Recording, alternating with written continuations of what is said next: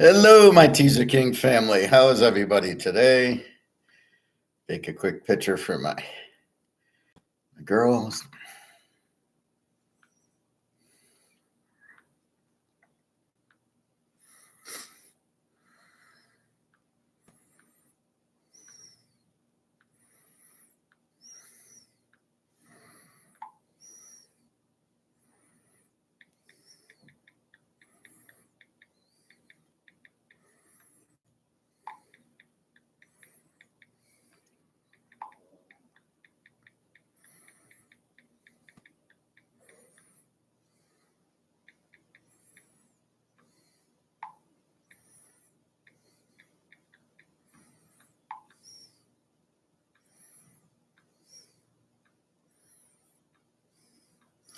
All right.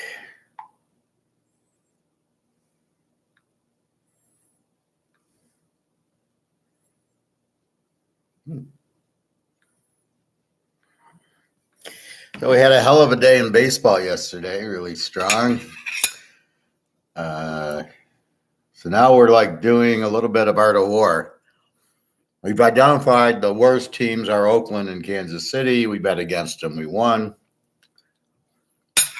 Tigers we couldn't play because the game already started when we got on. I don't know how you guys feel, Bobby especially. What the fuck do you pull a pitcher? What was it, sixth inning or seventh inning with the no hitter? Now, granted, he's injured and he's coming back, but you're pitching. You're on a 100 pitch count. I don't think he even threw 80. You're on a pitch count. I don't know why. And then you pitch every 5 days. What are you saving him for? So in 5 days, he'll have rested. Are you telling me that if the guy throws 125 pitches, he's going to get injured? But yet they get injured in a 100-pitch 5-day routine now. So I don't think the correlation. Let's put it this way. I think the correlation between time of possession in a football game and winning, it's meaningless because you could get pick sixes, kickoff returns, punt returns. They go for fourth down at their own 10, what the Lions do. So the whole thing makes no sense to me.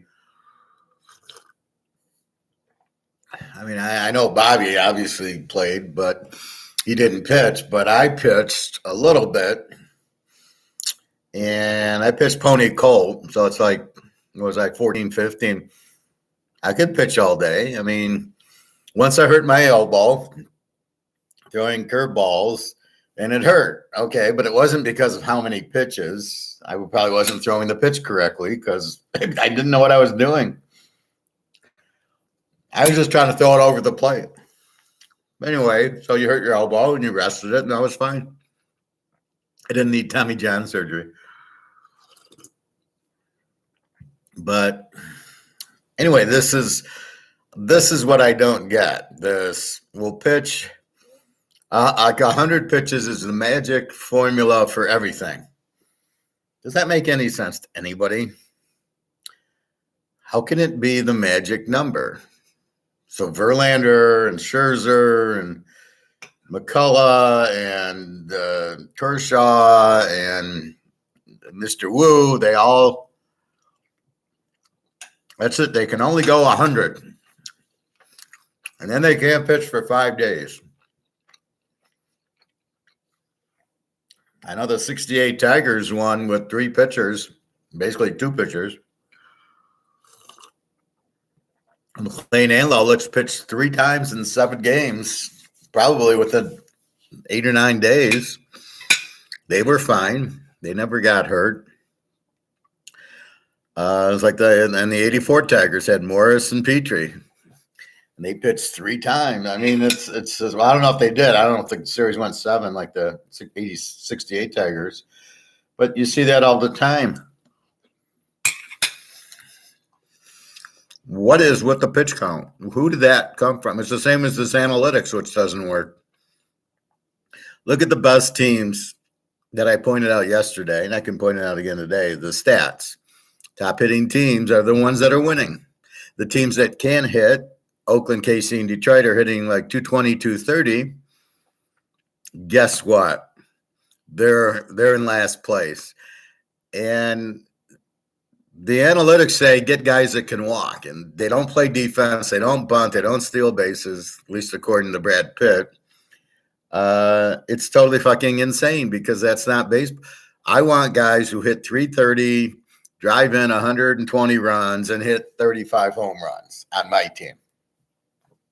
I don't give a shit if they walk or they foul the pitch off or that. That's what's done when you can't get good talent and you want to wear out the pitcher for some reason because you think, well, if I wear him out, then the later pitchers, again, based on pitch count. What if the guy's not on a pitch count? He can go 150 pitches. So I'm going to sit there, try to get walks. Oh, who cares?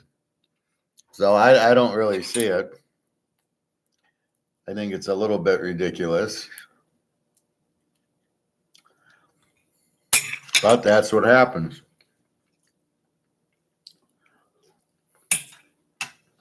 You got it in football. It's the same thing.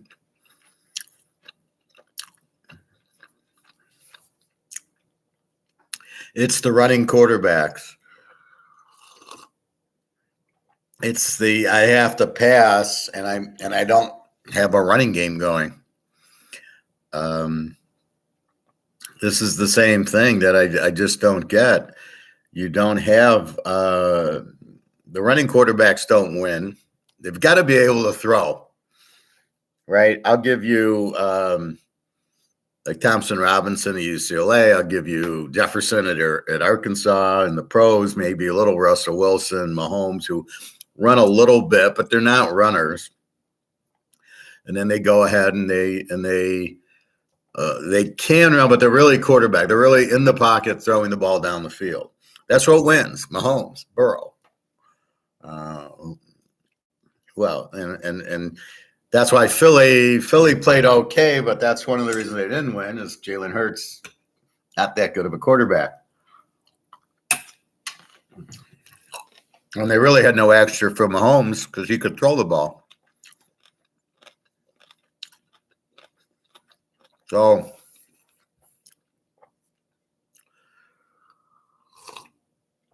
where these people get this in their minds that, oh, we can't run the ball anymore, we got to throw it. Oh, we'll have our running quarterback. And at what point do they realize it doesn't work? I mean, I don't get it. If it worked all the time and they won the Super Bowl with that, good morning, Kenzie. If they did that and they ran if throwing the ball with Lamar Jackson and he'd win Super Bowl after Super Bowl, I'd get it. But he doesn't. And guess who does win them all? Mahomes, Burrow gets you there, Brady gets you there, Stafford gets you there. They're all pocket passers that use their receivers to pick apart the defense. That's how you win, not Lamar Jackson's won one playoff game, and that was because Tennessee sucked. Otherwise, against good teams, he doesn't do anything because they force him to throw, and he's a bad thrower. He's like a 50% thrower. So I don't know where these guys get it. How could you pull? So back to the initial thought of the Tigers yesterday. How do you pull the fucking pitcher pitching a no-hitter? Clearly the other team can't hit this guy.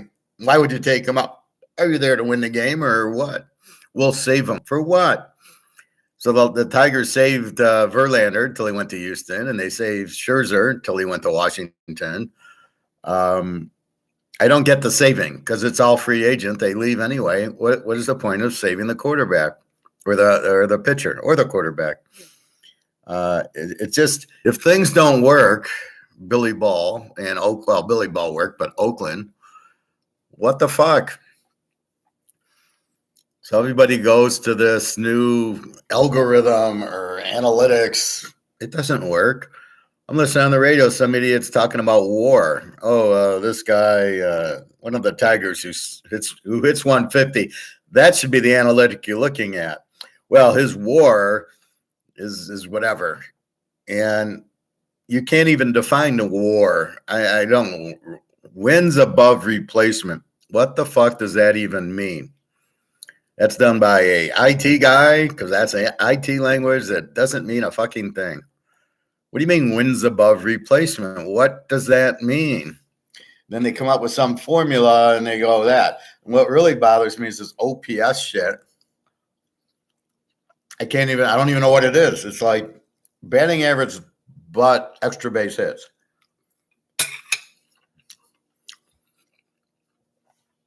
So because batting averages are usually 200, a good player will be hitting 300, let's say. Like Bobby would be hitting 350. So, but then they make a big deal about if the guy has an OPS of like 500, is that good? Is that like hitting 150, or is that like hitting 200, or what?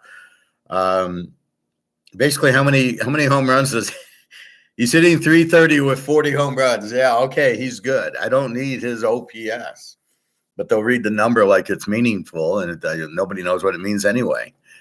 They're making up things. Like this Fed lady on Andrew Maguire made up some sort of inflation, called it some other type of inflation, just so she could get her name out. Look, I invented this new type of inflation. I don't know what it is, but it's just insane. So, real good day picking yesterday. We hit most of the games. We can go through them. So we hit the Yankees with Garrett Cole, the ace. We never played Detroit because we never saw the line. Gausman and Manning. I mean, now I can say I would have played it under, but I don't know. I probably would have played Toronto, but it was 2-0. St. Louis and the White Sox. McCall, I think I went, I don't know if I went over or under on the game. Baltimore Mini, 2 low-scoring pitchers, 6-2 was an under. Washington, Texas, I liked it over, a 4-6 and a 4-7. It goes to 11. Frisco over Colorado. I had Frisco betting against Sebald, 1-6 with a 6.65 ERA, and the Niners win 5-3. Took Boston over Oakland, took Cleveland over KC, again betting against the crap, and they both won. Cincy 8-5. That one I probably went under because I had a 309 and a 318 pitcher. I assume that. And it goes to 13. Miami, Philly. What do we got? 3-7 and 3. We probably played it under. Garrett a 3-7 and Suarez a 3-7, and probably played it under, but I don't know for sure. Arizona Pitt. Had to have that game under. We had a 2-7-2 and a 1-3-1, and it goes 3-2 Arizona. I think I even played Arizona. Houston 3, Seattle 2. 143 and a 281 pitching. So that would have been an under. Atlanta, Tampa, we played Strider. He's now 11-2 with a 3.44 against Bradley, 5-5 with a 5.43. So now you can see that Spencer Strider is starting to be an ace, 11-2. The Dodgers and the Angels was an over. It goes 10-5. And then we played San Diego against Bobby because Blake Snell at 2.85 is going against Peterson, a 6.46 ERA for Bobby's Mets. Come on, Bobby. It's just it can't just be Scherzer and Verlander. So you can see when it's Scherzer and Verlander, you bet on them, they win. And then here comes Peterson, 2-7 with a 6.46, and they lose. They don't, and it wasn't even high scoring. It's 3-1. So you get into. This is why the pitcher is so fundamental. If it's Verlander, we go under and it went. It's 3-1. They didn't hit this guy or Scherzer or McCullough. That's why the pitcher can dominate. not like nothing else in any other sport. You can't hit them. You can't hit them. Football, you can still stop Marino and you can still stop Montana once in a while.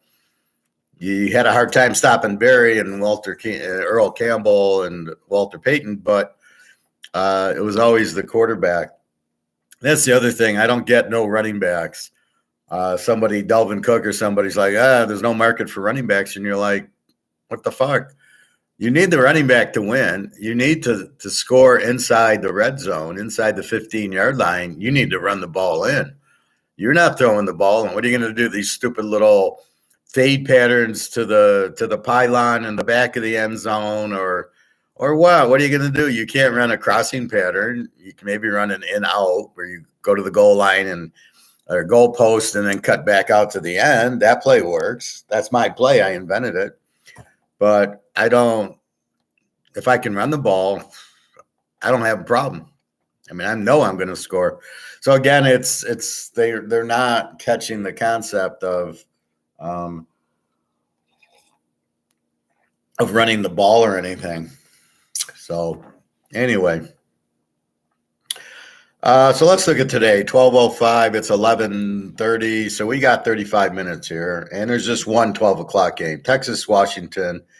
We're taking Texas. Dave Dunning, 8-1 with a 2.61 against Corbin, 5-10 with the 5.13. Take Texas strong. Oakland and Boston, it's the same. We got Oakland Sears, 1-6 with the 4.09 against Taylor Scott, 0-0 with the 7.71. We're going over 9.5 in this one. Boston will probably win, but they got such a shitty pitcher, 0-0 with a 7 ERA.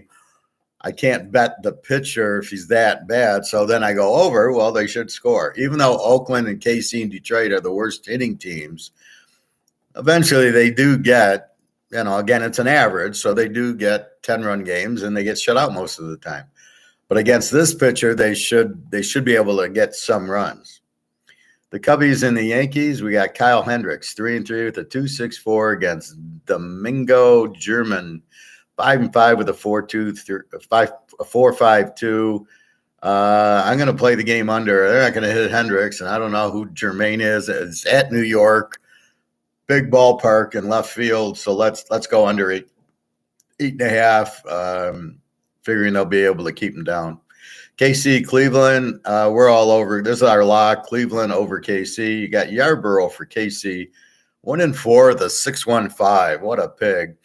Bieber, 5-5 with the 3.66, much better.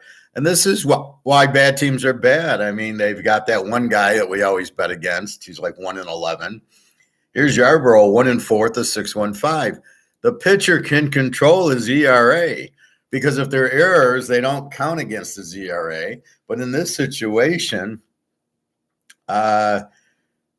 he's just a bad pitcher. If he was a good pitcher, he'd be 1-4, but he'd have a 2.0 ERA. If Verlander's on KC, he's still got a 2.0 ERA. Nobody's hitting the guy. That's where the pitcher controls the game. You can't hit him. So when I see a 6.15 ERA with Yarborough, what am I looking at? This guy, he's stunk. Cleveland hits pretty well, and it's at Cleveland, and they should they should be able to pound Kansas City, and I like Cleveland. Lock it up. The lock, Nick. Or for our Canadian friend who always begs for free picks. There you go, Canadian friend. Toronto and Detroit. Now, Toronto beats them 12-2 with the pig pitcher. The good pitcher goes, and he pitched fine. You get no hit. Now, there was an hour rain delay before the game, which I'm sure fucked up everybody. Amazing. They got no hit. Now, how does the team react after getting no hit? I would think they'd be pissed, and I think they focus. You got Bassett 8-5 with a 4.09 against Tarek Skubal, who's been injured, is out for a year, now just coming back. So give him 4 innings.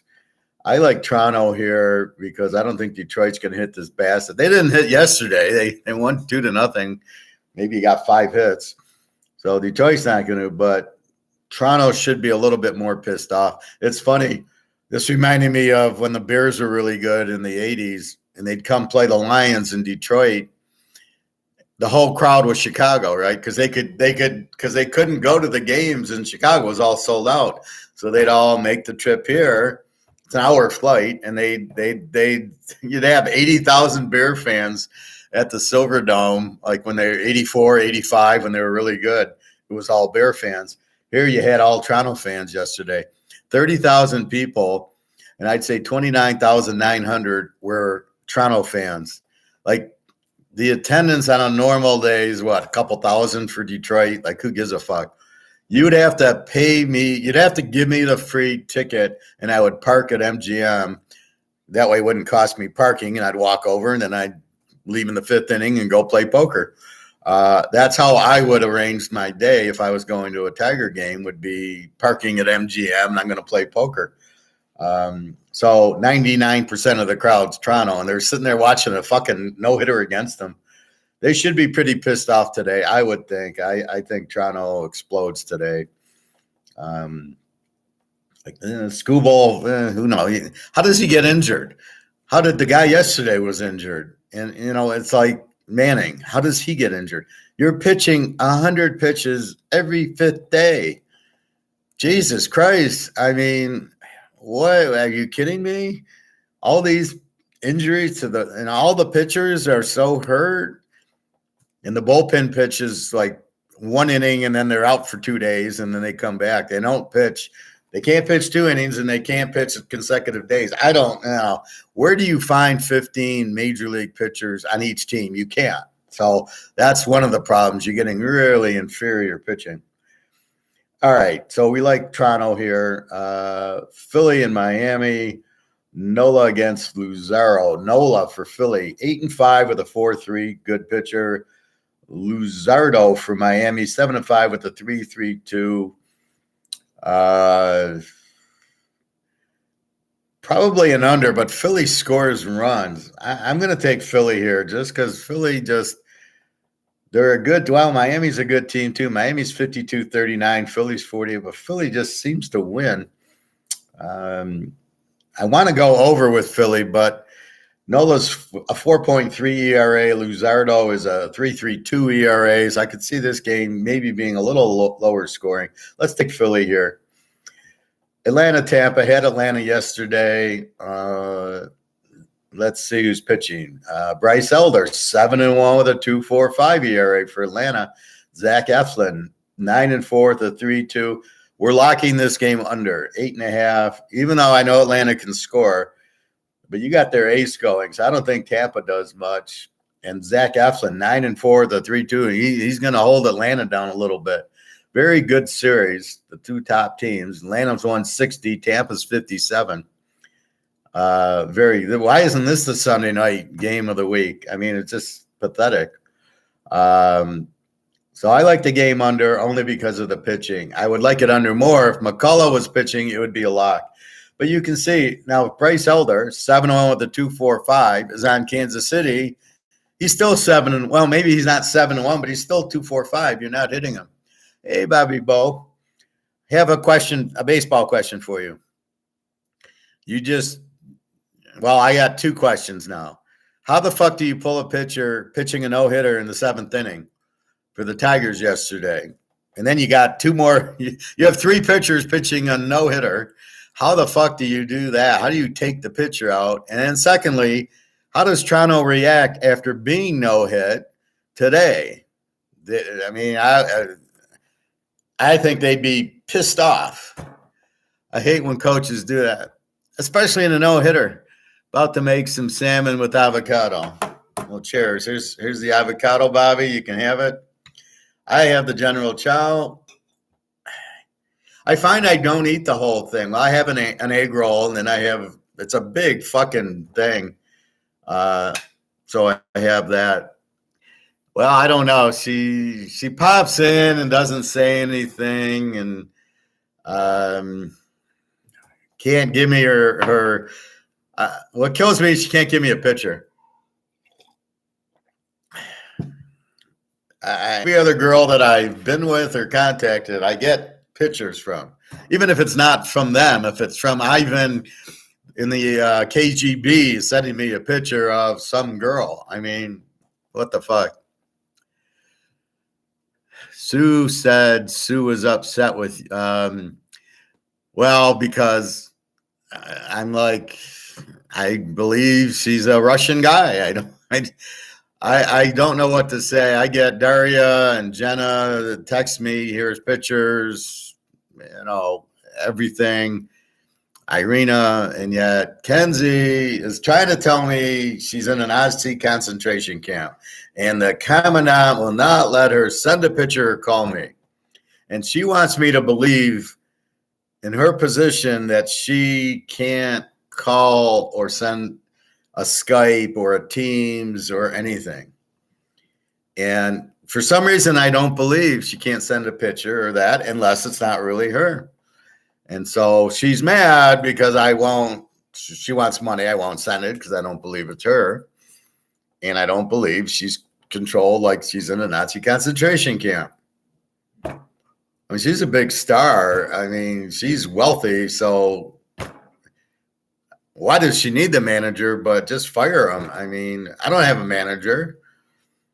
I mean, you had a manager in baseball, but I bet you don't have a manager now. Nobody's telling you, Bobby, you can't call somebody or WhatsApp them or, what to do. I mean, so I don't know. Anyway, so, I honestly don't know what to tell you. I don't take her seriously. I'm not giving her any money, and if she really, really cares for me, she can get on a plane and come here. She knows I'm in Michigan, and that's the bottom line. Because Stone Cold's saying so. I mean, fuck, I don't know. Anyway, going through baseball. So, what do you do after you're being no hit, Bobby? Do you kind of get pissed and have a big game? Or are you down and you're going to get no hit again? I would think you're so pissed, especially Toronto's batting. So I took Toronto today. But anyway, so the lock, Atlanta, Tampa, we're going under 8.5. The Cards and the White Sox, we got Steven Matz, 0-7 with a 5.02 for St. Louis. What the fuck is this guy doing in the league? Against Lucas Giolito, 6-5 with a 3.50 ERA. I gotta like Chicago here. I mean, you give me a guy 0-7. Forget the record because I know a lot of it is 5 innings and my team can't hit. St. Louis is a weak hitting team. You need Mark McGwire back. But I like the White Sox. Cincinnati, Milwaukee played a high scoring one yesterday. Ben Lively 4-4 with a 4.11 for Cincinnati, and Milwaukee, Wade Miley, 5-2 with a 3.36. We're going to have to go under 9 in this one. Two pretty good pitchers. Baltimore and Minnie, Kyle Gibson, 8-6 with the 4.73 for Baltimore. Joe Ryan, 8-5, 3.42. We're going to have to go under here also. Ryan's a pretty good pitcher. Anything under 4, I see 3-something, I'm excited. Oh, I found a good pitcher. So we'll go under Seattle and Houston. Houston's very good again. Gilbert, 6-5 with a 3.82 against Brandon B. Locke, 4-4 with a 3.81. We go under 8 in this one. Colorado and the 49ers. We got Freeland, 4-9 with a 4.93 for Colorado against Logan Webb, 7-7 with a 3.38. Now, here's where you have to differentiate Colorado at home and Colorado on the road. If you just nakedly look at this and say Freeland's 4-9 with a 4.93, okay, but that includes Colorado. So if we look at Colorado and then we look at him on the road, he's probably like in the 3. So we're going to have to go under here. And the over-under is 7.5. So, yeah, this is an under, the 49ers, Colorado. Bobby, you playing at San Diego tonight? Let's see. Scherzer, 8-2 with a 4.03 against Musgrove. 7-2, 3.56. Bobby is not going to play, even though Scherzer needs him. But we're going to go under 8, and we're going to lock this game. They're not hitting Scherzer, and the Mets ain't hitting Musgrove. You got two aces going. Even though Scherzer's a 4.03 ERA, he started out a little weak from the injury. lately he's been lights out. So I don't expect San Diego to score on Scherzer. And I don't think the Mets are going to hit Musgrove. Here's a lock under Mets San Diego, under 8. And last but not least, the Pittsburgh Steelers and the Arizona Diamondbacks. We got, Carmen Milazinski, 1-1 with a 2.61 against Zach Davis, 1-4 with a 6.52. I don't know how I can bet Carmen 1-1 with a 2.61, but he does make sense. Over under is 9.5. Let's go over here. Pitt should score. Arizona is a heavy hitting team. Carmen, I don't know. What is he, a bullpen guy? I mean, I never heard of him. So there's my point on him. So again, we're playing Texas in 20 minutes. We're going over Boston. We're going under in the Yanks. We're going Cleveland. We're going Toronto. We're going Philly. We're going lock under Atlanta, Tampa. We like the White Sox. We like the under in the Cincinnati, Milwaukee. We like the under in Baltimore, Mini. We like the under in Seattle, Houston. We like the what are we doing? We're assuming the under in Colorado, Frisco, because we think Kyle Freeland has a better ERA away from Colorado.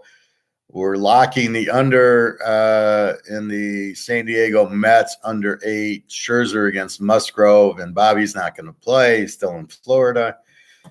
And then Pitt, Arizona, we're taking that game over. So 2 locks going today. The Mets are at San Diego, are starting to roll. I think they win their 8th straight. They could win their 8th straight with Scherzer on the mound. I wouldn't be surprised, but it ain't going to be high scoring because they're not hitting Scherzer. Scherzer probably gets a shutout, but they're not going to hit Musgrave. Again, the key is the pitcher. So they're not getting 5 runs on Musgrave either.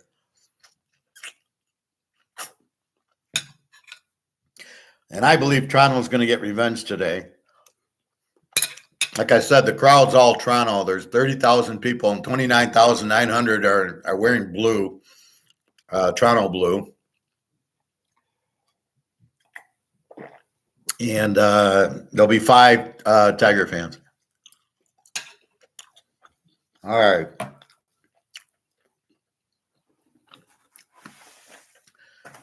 Let us go to the NFL because we did college yesterday. I lost some lines for some reason.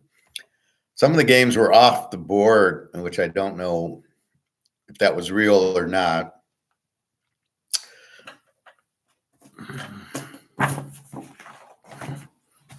Where be my pen?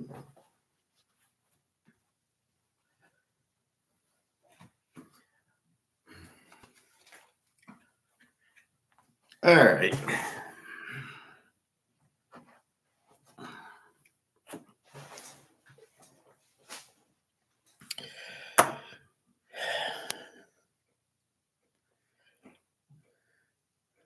Let us go. Let's go to the NFL Week 1. All right. So we've got, I'm going to go to scores and odds. It gives me a little bit better line.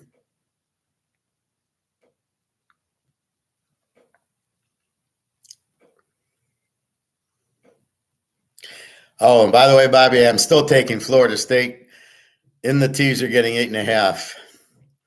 Because I see this game being dead even. All right, here we go. The Chiefs 6.5, 53.5 hasn't really moved. I like the game over. Detroit. See, when you really zero in on picking and handicapping, you have to understand what you're looking for. We're looking for the art of war, strength and weakness.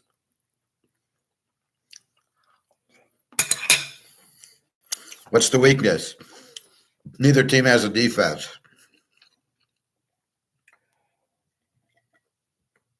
I mean, KC didn't really stop Philadelphia in the Super Bowl, and they really didn't stop Cincinnati in the championship game. Tigers will have 5 fans No one liked them in Detroit. Well, because they suck. I mean, they're a terrible team. The team batting average is 230. The team ERA is like 5. They don't have any stars. They don't have any players. They got Al Avila finally left. So you traded Verlander and you got like in the movie, you got a Coke machine. You got rid of JD Martinez, you got nothing. You got rid of Scherzer, you got nothing. You got rid of what's his name? The other power hitter, which I can't think of his name. He's on somewhere. And he gets nothing. What kind of idiot trades away Verlander for nothing?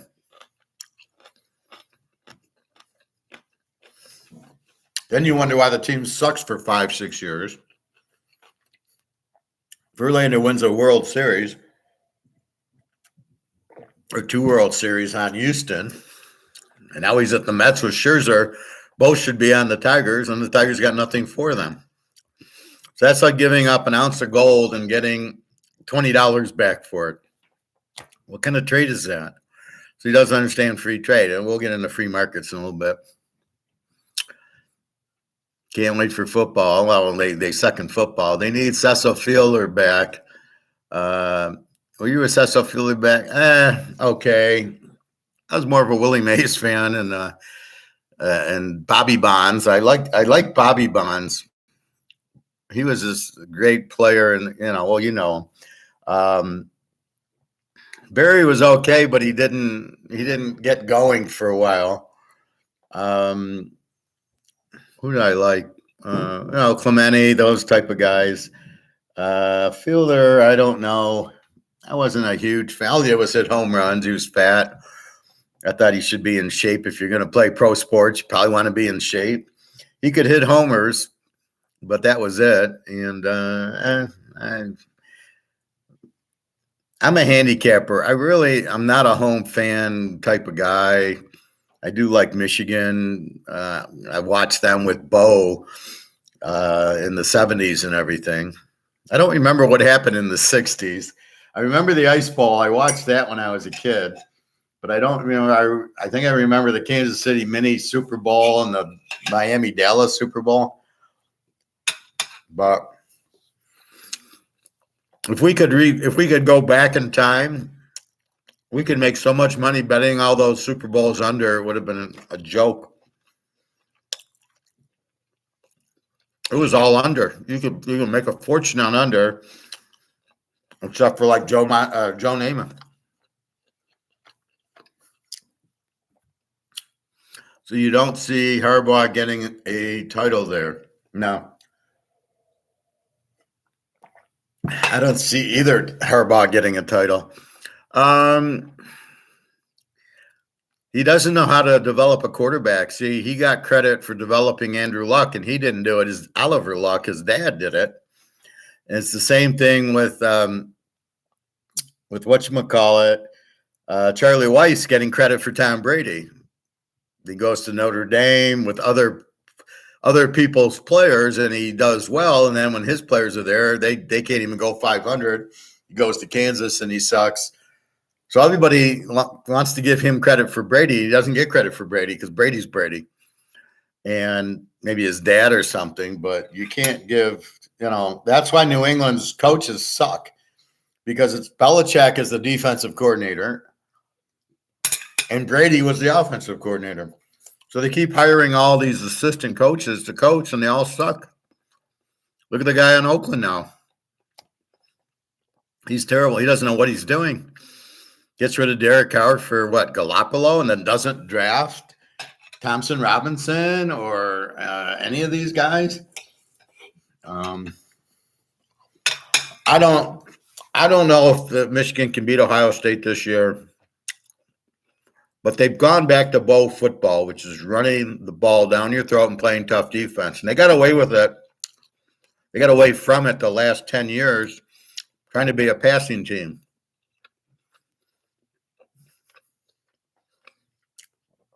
The problem is his strength wasn't quarterback. So he doesn't have a quarterback. He's trying to be a passing team, like that kid from Ole Miss who came up, and a lot of these other guys. Whatchamacallit's brother, McCaffrey's brother, was the quarterback. He couldn't do shit. Now he's just running the ball and playing defense, which is good, until he ran into TCU, and he never had a chance against Georgia. Well, you saw that 2 years ago. I think they played Georgia and got killed. Yeah, we locked it under 2 years ago. They're not sophisticated offensively enough to win. Ohio State's sophisticated offensively enough and not good enough defensively. So he might win a Big Ten title, but he's not beating Georgia. Ain't nobody beating Georgia. They could put pressure on the quarterback, which fucks up. And they play Tennessee, Alabama, and those teams. That's the key to it. Michigan maybe can. Michigan does not have the quarterback to beat them. The only team that could have beat Georgia last year would have been Kansas State. USC had no chance. Utah could have given Georgia all they wanted with Rising. If Utah got there and they got like, oh, you've lost twice, so you can't come. Like, that's a bit. Look at our schedule. We're playing USC twice, UCLA, Oregon, Washington State. Are you fucking? And they played Florida, and they lost that Florida game. So huge revenge week 1, Utah over Florida. Oh my God! I have a quick avocado question. Shoot away, Bobby. So look what they're doing. They're going back to the run, and yet the running backs aren't being drafted, and they're going, we're not getting paid. Well, guess what? You need to go back to the run because the defense can't stop it. If you have a good running back, the defense, you're fucked. And then you can still you have to be balanced. You can't just be passing, and you can't have a running quarterback as you're running. Look at Fields and Lamar. Yeah, Fields did great running. They won how many? 2 games? So in regards to eating half an avocado now and the other half later, what do you do about the avocado when it gets a bit messed up with red marks? Well, they're not that big. I would eat the whole thing. This is my breakfast, right? I haven't eaten. It's 11:30. I started the show and I started the avocado. And that's basically, now that's not a lot here. And it's very healthy. So I guess you can put it in aluminum foil or one of those plastic, put it in, and then put the top on it to seal in the flavor, or aluminum foil. But why can't you eat the whole thing? I mean, see, I haven't eaten all day, right? So you don't eat after 6, and then you get up and you don't eat till 11:30. You're hungry. I mean, I have my coffee, I've been eating a lot of my ginger tea. I just cut them and peel like 4 or 5, put it in, put the hot water in, and the whole day I'm just eating this ginger tea. And but yeah, I'm pretty hungry right now for an avocado, and then I'll have my omelet later. And that's pretty thing. But I would think one of those plastic containers, put the avocado in. Maybe you put either saran wrap or aluminum foil on it. That should keep it in. Again, you're probably looking to eat it later on, not 3 days later. I wouldn't cut it and then, because you should eat one a day. And so normally it's my breakfast, this and my olive oil, and then I start with my omelets or my chicken or whatever. Do you still eat it? Yeah, you can still. Well, I don't know about these red marks. Is it red marks from sitting out? A bit messed up with red marks. I don't know. Mine's kind of fresh, so I don't have red marks, but I know what you're talking about. If it's not too bad, I would eat it. If it's really kind of soft, like the outside gets soft, and then the red marks are there, and it just is squishy, I wouldn't eat it. I don't know if there's anything wrong with it, but since I have one a day, I don't. But so if you're asking, do you eat it if it's a little bit damaged and a little bit soft? I probably would eat around it if you can, or just throw it away and grab another one. Again, you're looking for good texture. You're looking, there's no soft marks, and it's like getting a banana or an orange or anything. You squeeze it, and if it's real soft, you don't buy it. It's not good. You want it firm. So that's where I'm at with that. But anyway, so it's funny how everybody's going back to running the ball. Even Ohio State, they have balance. They can pass, but they got good runners. Alabama, I was surprised they didn't have good running. But look at Georgia. They got the best player in college football. Brock Bowers, the tight end. They got good receivers, and they got good running backs. And the quarterback was very good. Stetson Bennett was highly underrated. But look who won the big game for him. He drove him down against Ohio State. Once they got to TCU, they really concentrated, and they killed them. But, that was a fluke because their best player was out against Ohio State, and then Stroud started to run, which he didn't do against Michigan. Thank you very much. Costing me the Michigan bet. I don't know what to do. I got to take Ohio State this year because how are they going to lose to Michigan 3 years in a row? So we got to be careful. And then we don't know who the new quarterback is, but I'm sure he's plug and play. This is a team that let Joe Burrow go, right? So you want to draft Ohio State quarterbacks, do you? Okay. So I just think a lot of teams should go back to running the ball. The passing doesn't work in the red zone.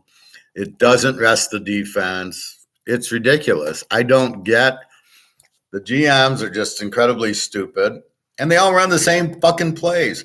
We're going to do a wide receiver screen, a bubble screen.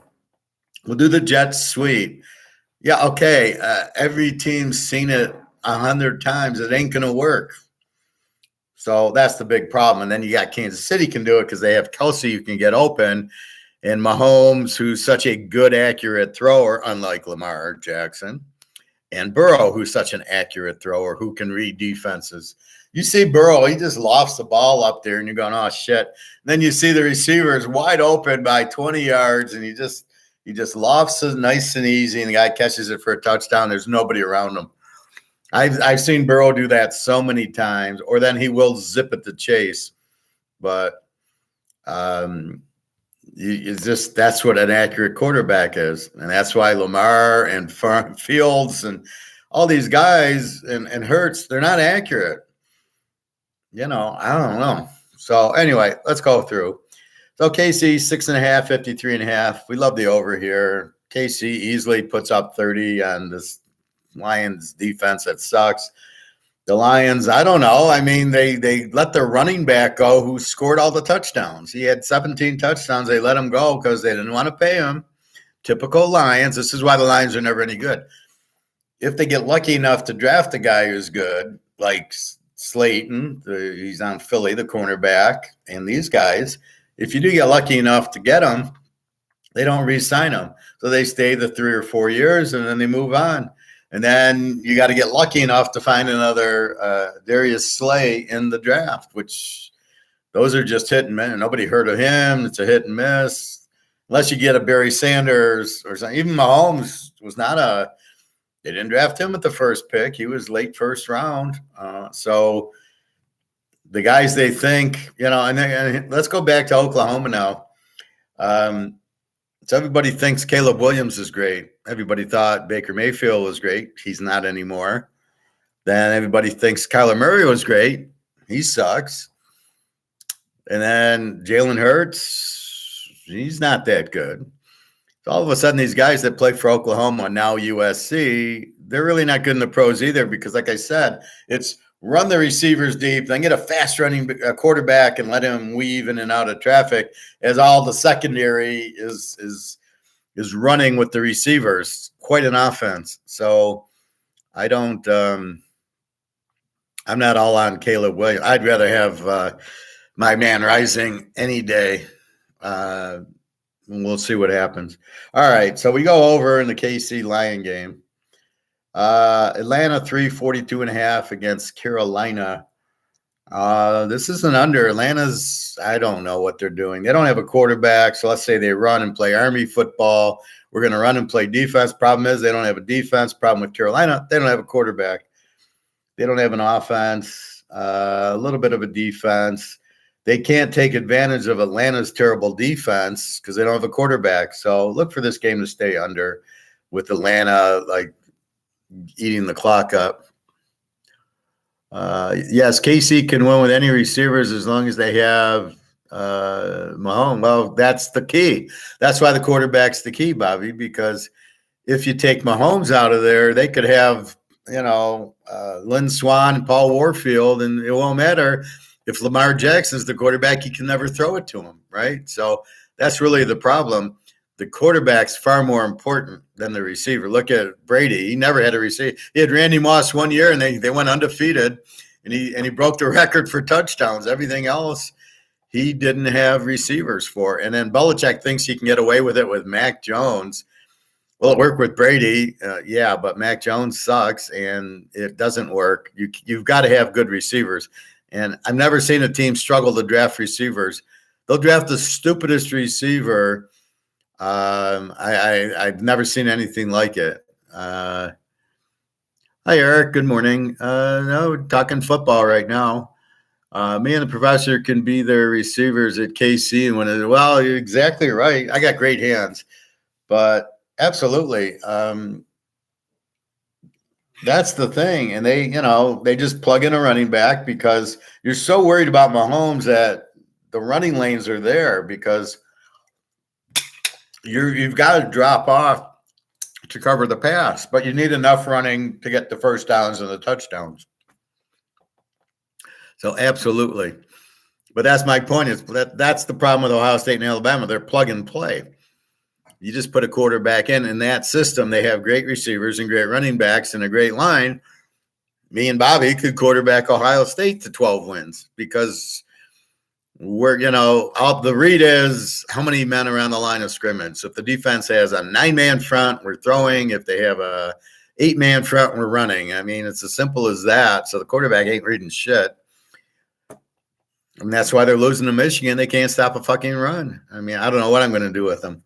How do I not bet them? They can't lose 3 in a row. Michigan, I don't like Michigan's quarterback. The running back is hurt.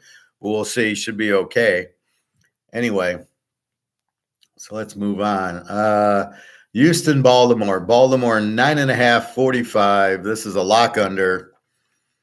Houston, I don't care who their quarterback is. They won't score a point in this game. And Lamar, give him 20. So they beat him 20-0, maybe. This is the problem drafting. Who did they draft? C.J. Stroud.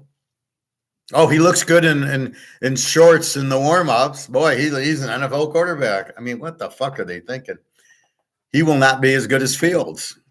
And if you look at the numbers, it's the same numbers Fields had in college. But then when they get into the pros, they can't read defenses. They can't read blitzes. Baltimore, they'll be lucky to cross midfield. I don't think they'll start C.J. Stroud, probably Mills. But if they do start C.J. Stroud, I would say look for him to run 60% of the time he goes back to pass. He won't be able to read a thing, so they're not going to score. Cincinnati, Cleveland, Cincinnati, 2.5, 47.5. You know my take here. Take Cincinnati. Joe Burrow getting 3.5 in our teaser. You got to love it. That's automatic. That's like Mahomes getting 3.5. I mean, why are they only laying 2.5? They should be laying 7 here. What does Cleveland got? Their quarterback sucks. He hasn't played in 2 years. All of a sudden, he's superstar again? Doesn't work like that. You can't be out 2 years and play professional sports and just walk back in. So I'm sorry. I don't see that. And I got Burrow and 3.5. Okay, let's say a miracle happens and Cleveland's up 10 late in the game. Burrow's driving them down to chase, and now they're down 3. Oh, they covered the 3.5. even if the miracle happens and Cleveland gets up 10, which it ain't going to happen, you got 3.5. Cincinnati wins this game easy. You got 3.5 and the winner. Enough said. Jacksonville, 3.5 over the Colts, 44. Again, this is an under game. The Colts, no quarterback. I don't know. Richardson, I don't know who's quarterbacking. They don't have one. Their defense, do they have a defense? Both teams have weak defenses is the only problem here. So with Trevor Lawrence, Jacksonville ain't going to score much. At Indy, there's no way you can take Jacksonville in this game. You can't play them as a road favorite. They're not that good. And Indy at home plays a little bit better, the noise and the crowd. So I think this is an under. I don't think Indy's going to score either. And so this is where we bet against weakness. This is the art of war. What's their weak point? The quarterback, Stroud, Richardson. What are we doing? We're betting against that. Or Carolina got whatever, the Alabama guy. We're betting against that. These guys aren't pro quarterbacks. However, we do like Thompson Robinson and Bennett and Hayner. When they quarter, we'll play them. I'll take Brock Purdy over those three in a heartbeat. He's so much better than those three, and he's proven it. And if he doesn't get hurt, he beats Philadelphia. He did get hurt. They didn't beat him, but, you know, he was 4 for 4 for 40 yards. He had no problem. He just couldn't read the fucking blitz. So they blitzed him. He should have been able to protect himself, and he didn't.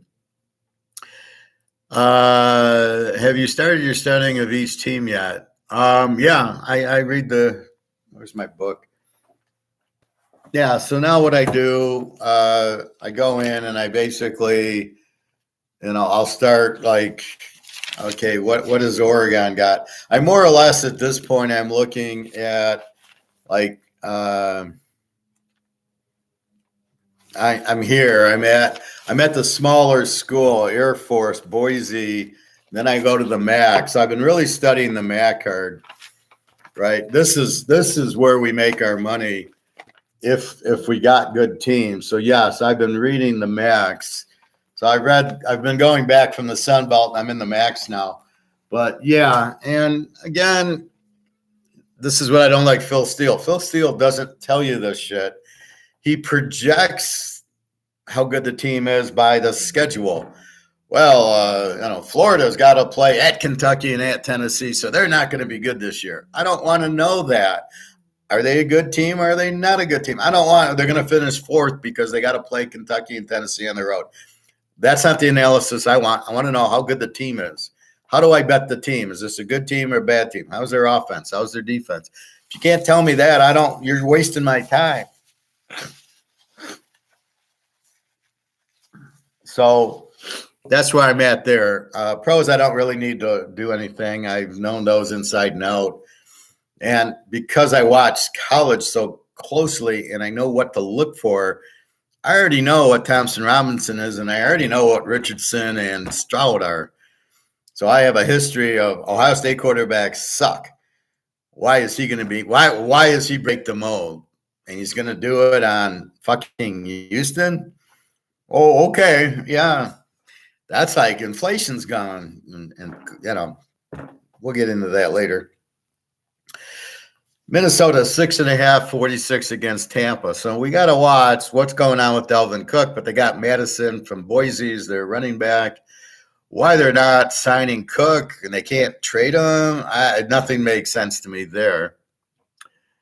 Wonder what happened to JT Barrett. Yeah, well, he's back. He's probably coaching Ohio State quarterbacks. He's probably back at Ohio State. Well, look at all of them. Yeah, name me one Ohio State quarterback. This is for an ounce of gold. Name one Ohio State quarterback that's done anything in the pros. And I can name you two. Right? There's two Ohio State quarterbacks who have done anything in the pros. One played on the 1960s Baltimore Colts, and one played on the Bears in the 80s. So that would be Tom Matte, and that would be Mike Tomczak. That's it.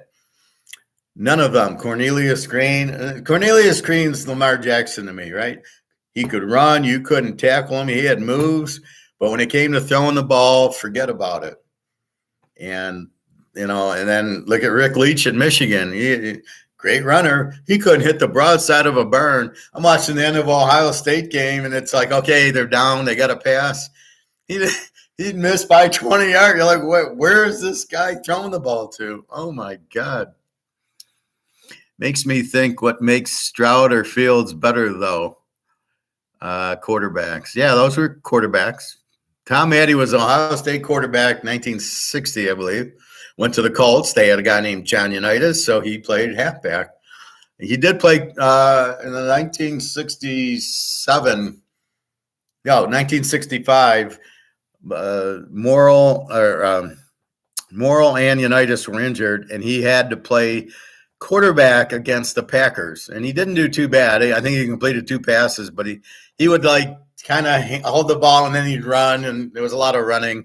It was like a 10-10 game type of scenario. You ever heard of the gridiron expert?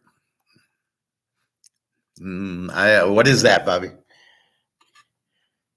You got to come strong into this class. Who is the gridiron expert? I love how these people are experts. Like you'll see on these channels, this is the Russian expert, and this is the gold expert, and this is that expert. What the fuck am I then? The guru? It's a YouTube channel where a guy talks in a suit making predictions for college football. Oh my God. So should I put a suit on, then I'll be smarter? If I wear a suit and I go buy a house, I bet I'm much smarter than I am now.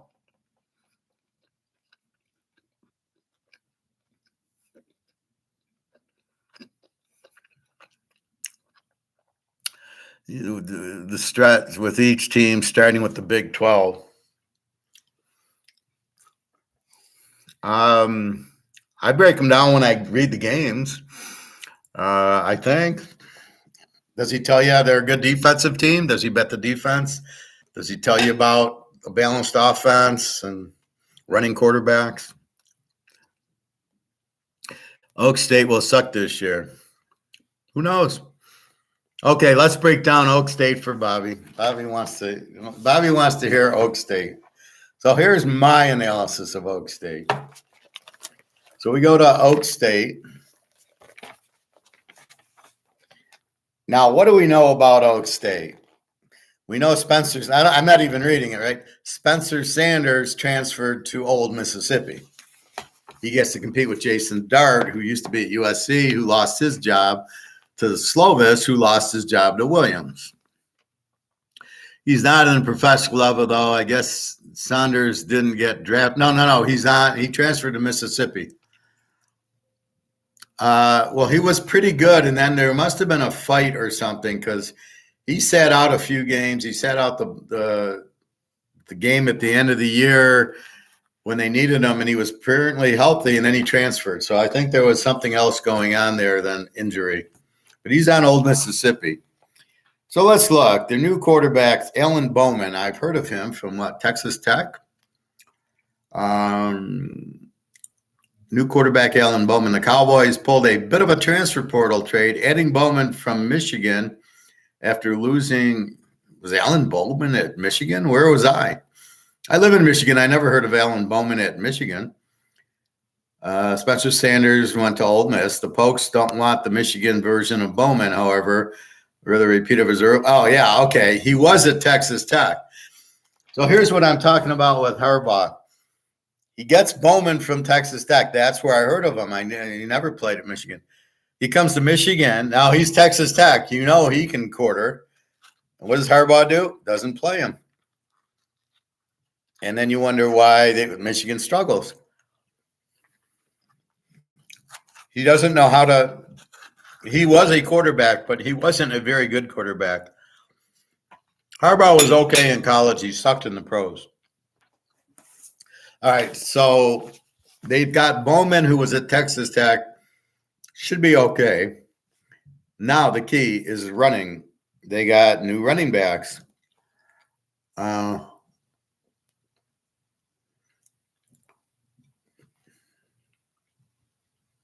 when they played, Bowman killed him.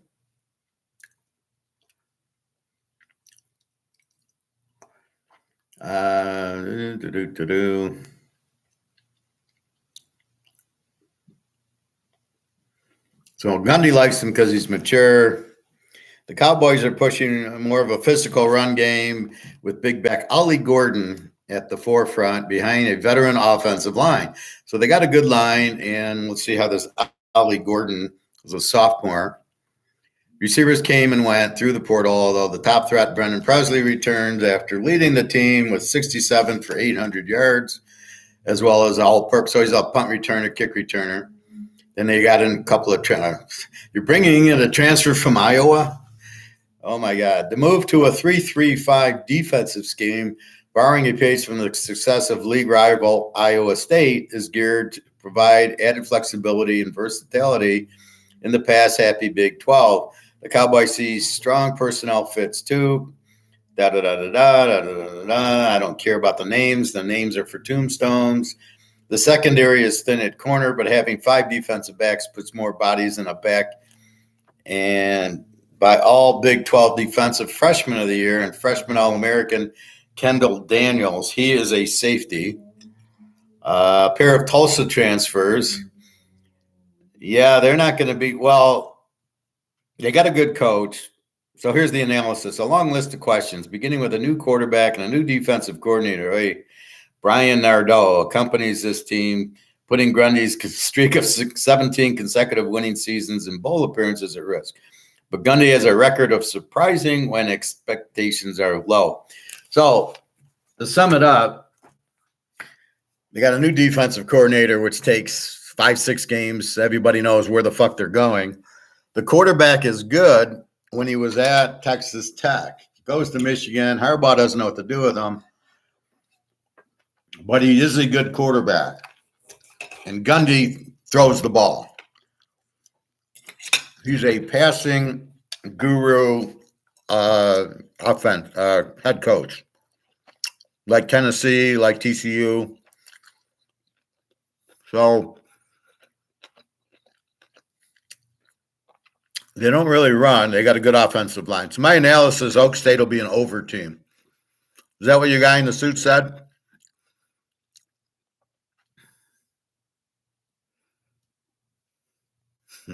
I never watched Saved by the Bell. I didn't know he went to Ole Miss. Yeah, he's on Ole Miss fighting for a job. He costed me some wagers. Unfortunately, sorry. Who Michigan quarterback now? I forgot. This guy from Texas Tech. This Alan Bowman. So Bowman was at Texas Tech, loses the job to this other guy who's really good, and then I think the coach changed, and then so now he's at Oak State. I think he's very good. I don't think that's where Oak State's problem is. If they can develop a running, they got to develop the passing, the balanced offense. Their defense is going to suck, which is big trouble. So when they play Oklahoma, it's going to be a 100-point game. When they play Texas, it's going to be a 100-point game.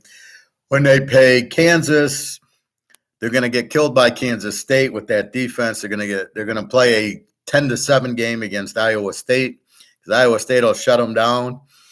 But Iowa State can score. Look for the over against Kansas, Texas, Oklahoma, Baylor, Texas Tech. Look for this to be over all over the place because this guy's Bowman's as good as Spencer Sanders. And we'll see if Spencer Sanders even starts for Old Miss. But we'll go from there. All right. So what are you wasting it's like me wasting my time listening to Rick Rule or Maloney or any of these gold guys. It's just a waste of time. So after listening to me, breaking it down and listening to a guy like that, you've got to get very frustrated, like I do when they don't know that gold is priced by COMEX and not physical. So when they do that, it frustrates me because they're so stupid. But that's got to frustrate you. Anybody can read that and go, Oak State's in trouble. They lost their quarterback. They don't have a good defense. They got a new defensive coordinator. Anybody with a brain can realize, see, but I take it to the next level. They're not going to be that bad. They have a quarterback and they don't have a defense. That turns them into Kansas. They're now an over team with their coach. That is how I analyze Oak State. Not that they're going to be bad. I don't call Kansas good or bad. I call them an over team. They got a great coach and they can score 50 points and their defense is kind of weak. That's what you got at Oak State. You got Kansas. You got a strong offensive team with no defense. And that's what you're looking for. That's what Washington is. That's what Texas Tech. I mean, they're just, see, when you get to the advanced levels of handicapping, which is what I teach you, you don't look at a team, are they good or bad? You look at a team like that and going, are they an over or an under team? And that's why I rank them. Is Oak State a Z team? Probably not. They're going to score too much. A Z team scores as old as UMass. They score 15, they give up 40. That's a Z team, and that's why we rank them. That's why we don't really get into all that shit. It's just like gold. We don't look at the trends and the charts because they're misleading. Unless the variables are the same, it doesn't matter. It doesn't make a fucking difference. So, like I say, Tom Brady ain't on New England anymore. So if you're using 2008 New England trends, you're fucked. Good luck on that one. And I think New England's going to be last place this year. They might only win 3 or 4 games. They can't beat Miami. They're not going to beat the Jets, and they're not going to beat Buffalo. So they're going to, they might win 3 or 4 games. Matt Jones sucks unless they go to beat what is it, ZB or Zappy. I know it was a Z.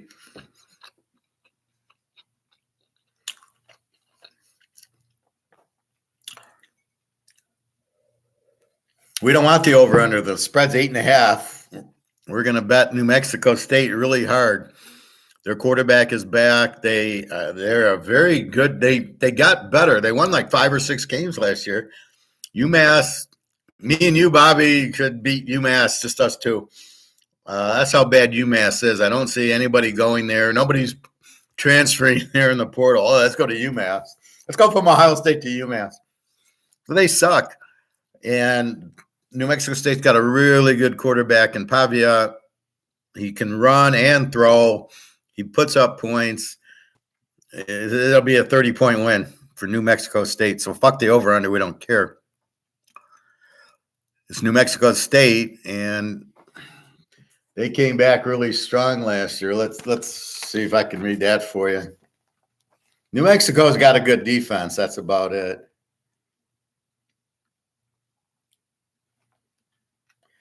Let's see. I think they're an independent. They were.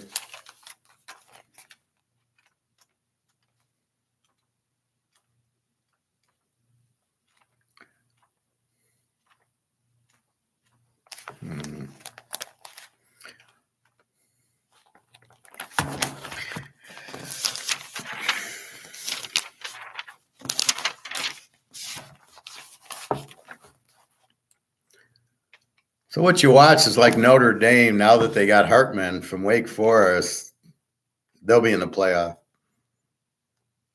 That guy is just incredible quarterback. Next year's quarterback class is 10 deep. I mean, it's unbelievable. Van Dyke, Rising, Caleb Williams, Penix from Washington, Bo Nix from Oregon. You got a McCall from Coastal Carolina. I mean, all of them are starters, are pro starters right away. Rising's the best of the bunch. Okay, here we go.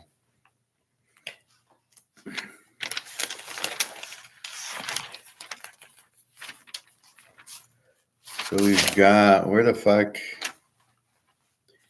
We got Army, Connecticut, The Fighting Irish, UMass.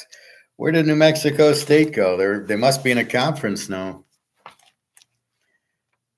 Maybe they're in Conference USA. Jacksonville State is now in Division I. Oh, here they are. They were 7-6 last year, Bobby, New Mexico State. All right, here you go. New Mexico State has some positive momentum in its first year at the helm. Head coach Jerry Kill, and he was in the Big Ten, led the Aggies to a 7-6 record. They are no longer a Z team in the program's second bowl game since '60. Diego Pavia, this is the stud, emerged as a dangerous dual threat quarterback midway through the season, and they started winning. But he's a good passer, accounting for 19 touchdowns in 1,900 yards. Total yards. The Aggies will need to develop consistency up front, but they return their top 3 running backs and 2 receivers with starting experience, and more importantly, the quarterback. The Aggies were number 30 nationally in last season in total defense, although they just returned 5 starters, but it's the system. Mexico State fared well in the transfer portal. The Aggies will have a roster that will match up with most of the teams on their schedule. Give Jerry Kill a lot of credit. They fought their butts off at the end. If they're the team that came together and caught fire down the stretch, you'll see what they do in conference play. So if we look at it, Pavia is a senior, and Pavia was a stud last year. And let's look at the end of the year. Okay, they beat UMass 23-13. They beat Lamar. They lost to Missouri 45-14. Then they killed Liberty 49-14. They beat Valparaiso 65-3. And then they beat Bowling Green 24-19 in the bowl game. So the big win was Liberty. Lamar and Valparaiso are like Division II, and they got killed by Missouri. They beat New Mexico 21-9. So when the quarterback comes in, when did he come in? Midway through the year, I'd have to look.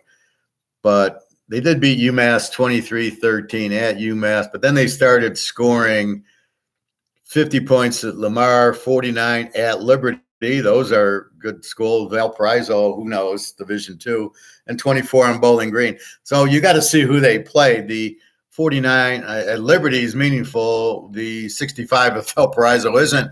But still, a team like New Mexico State putting up 65 on somebody is very impressive. So I think they handle UMass lane 2.5.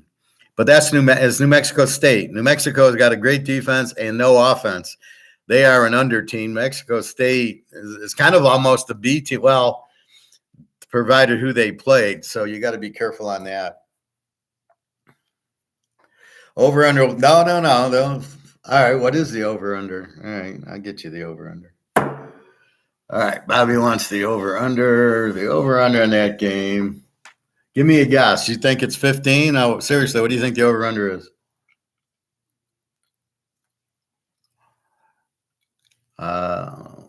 It's 44. It's 44. UMass won't score, so it's probably an under because New Mexico State, I mean, they'll just beat them by 20 points, somewhere in that neighborhood. Why fuck around with an over-under? We don't know what you're getting out of UMass. They don't have an offense, so they'll probably get nothing.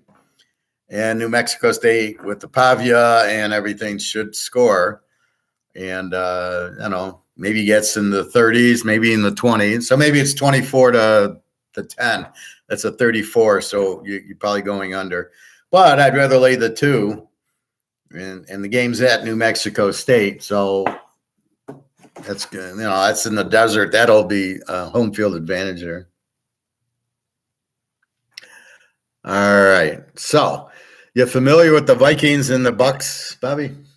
So the Vikings, we don't know what they're doing with Cook.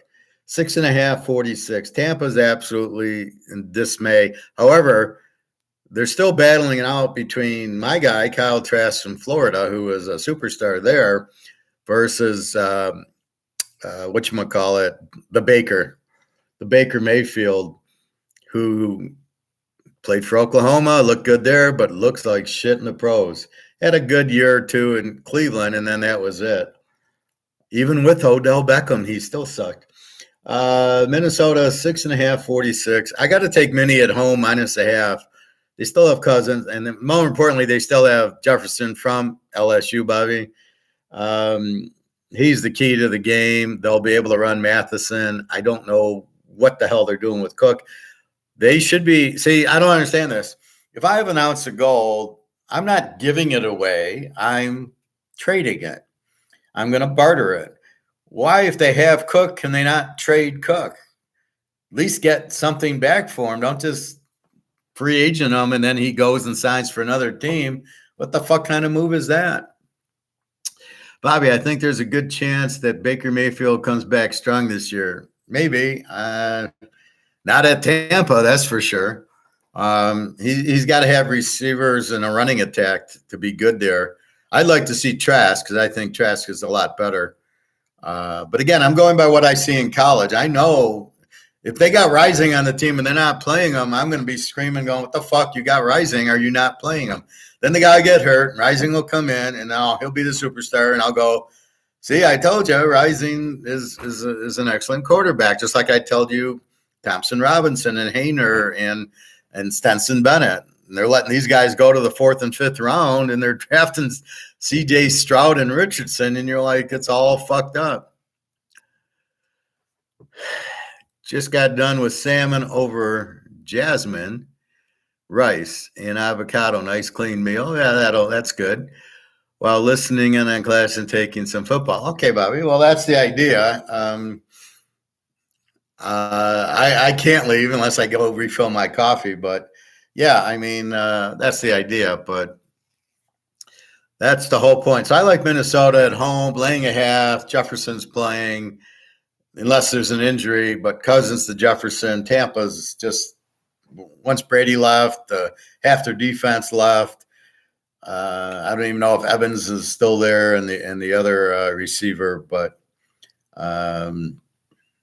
they have the worst coach in all of college, in all of pro. So the worst coach in football is at Tampa. So that'll give us the edge to win the game. So Minnesota at home, even against Tampa. Tampa sucks. Minnie's not as good as you think. They won a lot of close games, but at home they're a very good team. And if push comes to shove, they need it for the win, they'll get the win. This is who Cousins beats, Tampa. Can't beat the Giants in a playoff game, but in week 1 against Tampa, he can win. And then we got New Orleans and Tennessee. We got New Orleans laying 3.5, 41.5. We have to fill in the blanks. I've got Derek Carr for New Orleans and Hayner the backup. I don't know who the quarterback is at Tennessee because I don't know who they got. I mean, whatchamacallit, Tannehill, I thought moved on or he's free agent. Henry, where is he? He, I believe, is free agent. So if they're not there, this game's an under because Tennessee can't score. They got a good defense. New Orleans is not. I guess they picked up a receiver to go with Bobby Olabi from Ohio State, who's really good. So New Orleans is pretty good here. Tennessee does play good defense. So this is probably an under. It's 41.5. We go under 47.5. I don't know where the points are going to come. Tennessee's the typical under team. They don't score, but they play good defense. And they'll replace Henry with some other running back. But see, he has an injury, and then they're scared to pay him, and then he's like, "What the fuck?" But he's worth it. But how bad was the injury, and did he heal? And it sounds like no, because Tennessee's saying, "See you later." San Francisco, Pitt, Frisco 2.5, 40.5. You just got to love the under here. You got the 2 top 5 defenses in the league. There's Frisco, there's Philly, there's Pittsburgh, Baltimore, and Cincinnati's getting high up there also. 40.5. We go under 46.5. It was 42.5, so they're already betting my under on me. I mean, you got to love the game under. Pittsburgh with Pickett is not. They'll be lucky to get past midfield, and the Steelers have their defense. And with Brock Purdy, they'll score. This will be a 20-3 game, maybe for Frisco, but this is not going to be a lot of scoring. So I'll go under with this one. Arizona, Washington. Washington's 640.5. Arizona, no quarterback. Or it's going to be some with Tyler Heineke or one of those. This is what kills me. You got Tyler Heineke, and then you let half these good quarterbacks you don't draft, but then you get a Tyler Heineke in there. What the fuck are you doing? So again, this is an under because Arizona does not have Hopkins. They do not have Murray. They're not going to score. I think the coach is gone too, isn't he? So they have nothing. They're going to be the number one draft pick. Them and Houston and Indy are going to fight for it. And the Lions will get in there too in that fight. And Washington lane 6. We can't trust Washington to win any game. So it then becomes an under because Arizona can't do anything and Washington plays a good defense. Probably a 20-3 game. That's it. Nothing for Arizona. And Washington doesn't score that much.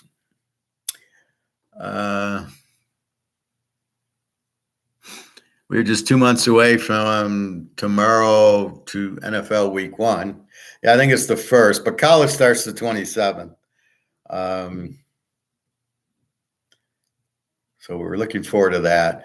All right, the Bears 2.5, 44.5 over the Packers. How are the Bears favorite over anybody? You got Fields. Now, the incredible part with Fields is they actually were an over team because they couldn't stop the win, but they scored a lot with Fields, even though he completed like 5 passes in the game. He basically just ran the ball all over the place. So when we analyze it like that, we don't know what we have in Jordan Love. I don't think we got much.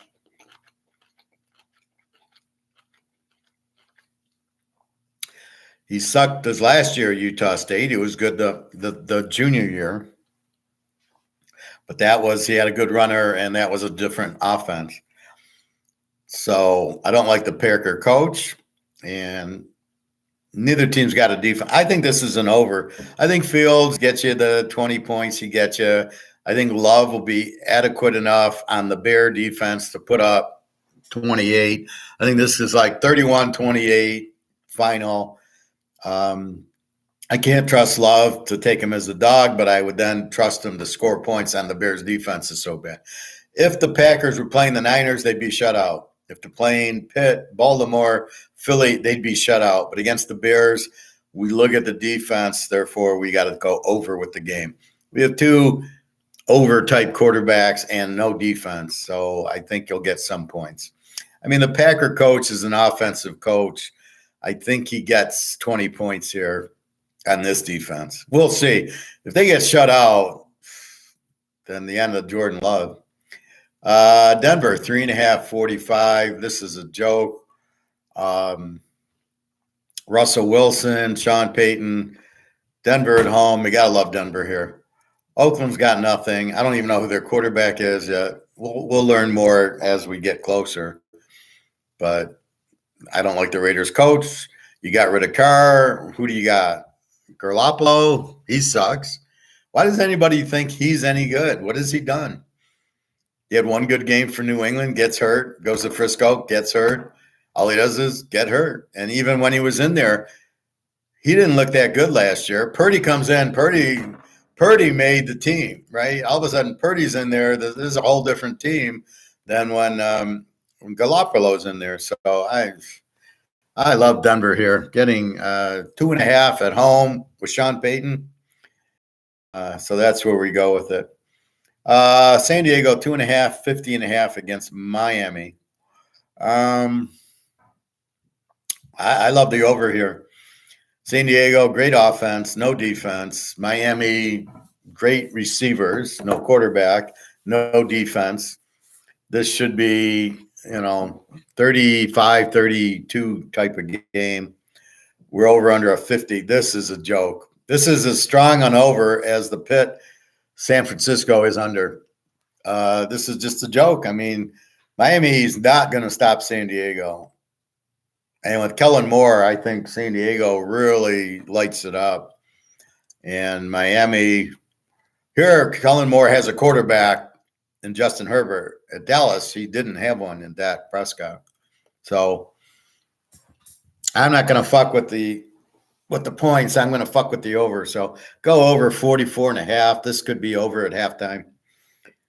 Very explosive teams and no defense. Philly, New England. I will guarantee a shutout here. Philly 4, 46.5.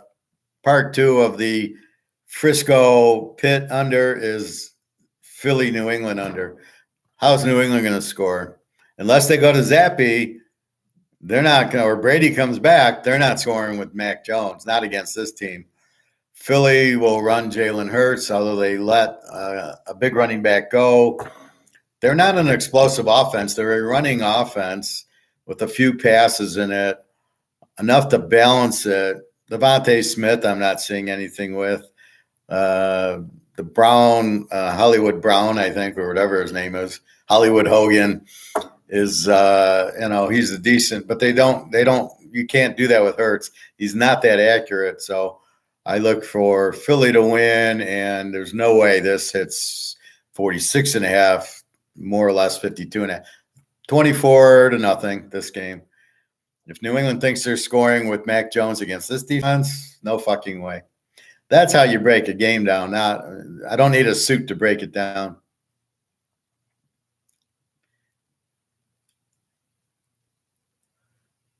Yeah, 827 is week 1 of college football. I don't know why you would call it week 0.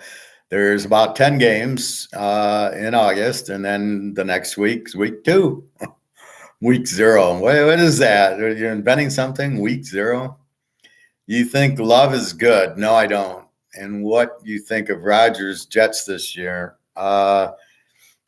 You clearly haven't been listening when I did my pro one, Bobby. I think they're going to go to the championship game. There's no question about it because of their defense. But no, Jordan Love, I mean, he had a good first year at Utah State, and then last year they changed coaches. He sucked. I mean, he didn't suck. He was terrible. He wasn't 50%. He went from 30 touchdowns and 10 interceptions to 15 touchdowns and 15 interceptions. He was not very good his senior year at Utah State.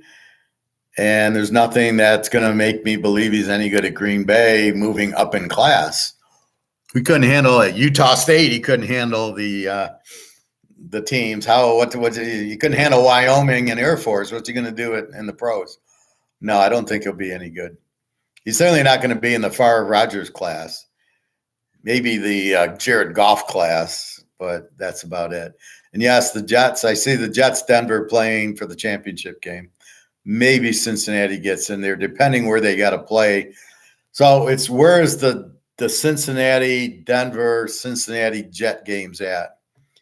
If they're in Cincy, then Cincy goes to the championship game against whoever they have to play. If it's at New York, the Jets could beat Cincy. It'll be a tight one. And then Denver is going to play KC, and Denver, Sean Payton. KC's going to have a down year, I feel, because they won the Super Bowl and they're going to relax. They're not ready for San Diego and Denver. People are liking San Diego, but they still have the terrible coach who blew the 27-0 lead. He's still there. They added Kellen Moore for more offense, but their defense sucks. Their coaching sucks. And I'll take Sean Payton over the San Diego coach all fucking day. I'll take him over Andy Reid all fucking day. If Sean Payton was coach of KC, they'd have won 6 straight Super Bowls. I mean, it wouldn't have been close. They wouldn't have lost to New England. They wouldn't have lost to Tampa Bay. They would not have lost any of those games. He knew how to beat Brady. So don't kid yourself. The coach, Sean Payton, is a huge difference to Denver. They're going to win that division. What else, Bobby? Um, Sorry, Professor, don't mean to get off subject, but quick question. Your window of eating is 12 to 6 today with 18-hour fast. Yeah, I ate at 11:30, but it's approximately 12 to 6. From here, I go to the pool because they close at 4:30. I need to go to the mall. I want to get some socks and a new belt because I just am wearing them out, and some soft shoes so when my feet swell up.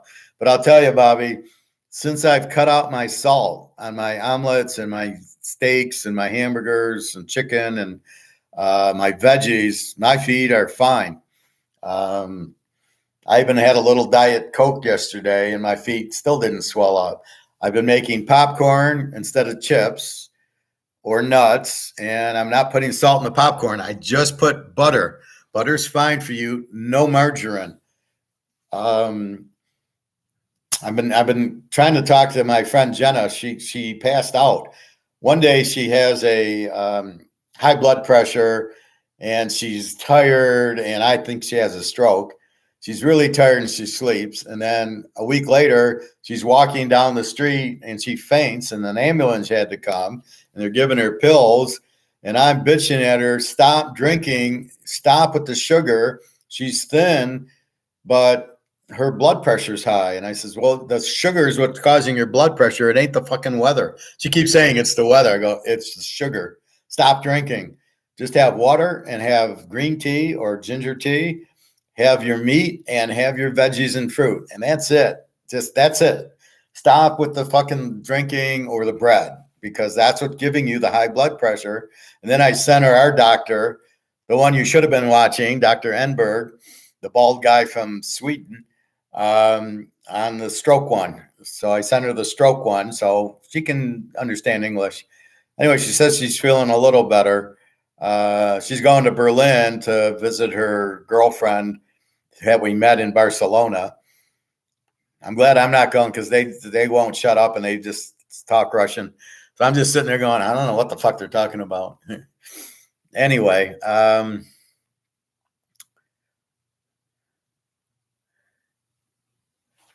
do you get 3 meals in that time frame? No, Bobby, I don't. I'm not trying to get 3 meals in. I'm trying to eat lunch. I'm trying to eat, well, I guess if you call avocado and coffee or tea a meal, and then normally then I would make an omelet with veggies, broccoli, and mushrooms and yellow, red, and orange peppers in it. And if I have hamburgers, I'll put a hamburger in it, and then I'll have a 3-egg omelet. I guess, I don't know if you call that a second meal, but to me, that's all one meal. Then a little bit dark chocolate. And then I'll come back at maybe 4 and maybe have some cauliflower or celery, and I dip it in the French dressing. And then I'll have my 6 o'clock meal or 5 o'clock meal, where I'll have like a steak, chicken, hamburger, ribs, and a salad. And that's pretty much it. So it's really the omelet's a meal and the steak or chicken's a meal. And then maybe I'll snack with cauliflower or make popcorn or something. I'll have a lot of the tea and water, the ginger tea. I mean, here I had coffee, but I put a little ginger one in it. So this goes in. I put the coffee in. So I've got my ginger without the little ginger spice thing, because it's like $5 and you get like this much. Well, I can get the ginger root, just shave it off, put it in the water, and you get the ginger that way, and it's fine. But no, I'm not trying to get 3 meals. I want 2 at most. I want the omelet and the avocado as one meal and the steak and the salad as another. And occasionally I get fucked because I work late and then I got to run to the pool because they close now at 8 because of the lifeguard problem. And then I get home at like 7 o'clock and now I got to eat. I haven't had dinner. What do I do? So I tend to eat at 7:30, even though I don't want to, because I got to go to the pool because that's important. It's been helping my back, the stretching and everything.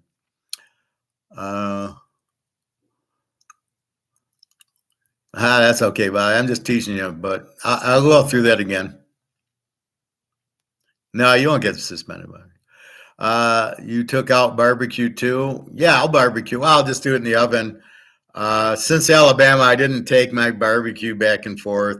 Hell, I didn't take my bed and my kitchen table. So Yeah, I'll barbecue, but I do it in there. But if I get a grill, I love barbecuing.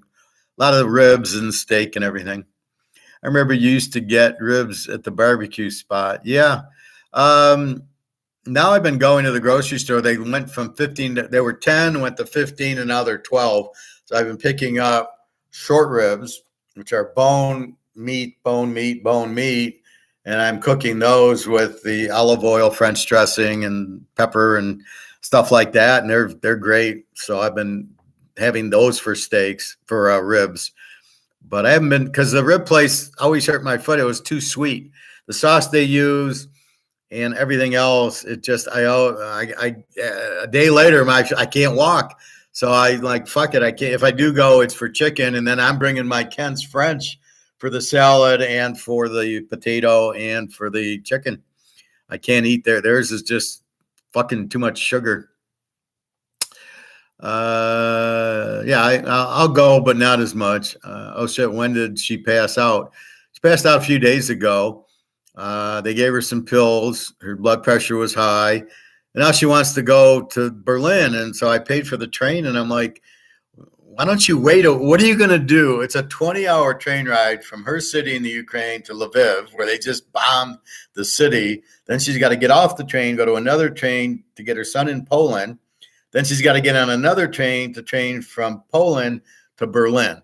I says, what if you need a doctor? You're not well. Why don't you wait a week and get better? But for some reason, she's got to go now. And I says, how are you going to get treated on a train? So, she'll sleep a lot on the train, but, 20-hour, I go nuts 20 hours on a train. And it doesn't go fast. It's not like the bullet train. It's doing, I guess, 20, 30 miles an hour going the width of the Ukraine. And maybe you get a missile thrown at you by Putin. I'm not sure. I think the trains are okay. She's been on it a few times. Like when we met in Barcelona, she didn't have any problems. You mean she drinks liquor? Yeah, all the Russian, Ukrainian people do. It's cheap, and they're in a war. They want to drink. Believe me. You still put honey instead of sugar in your coffee? When I do, yeah, once in a while.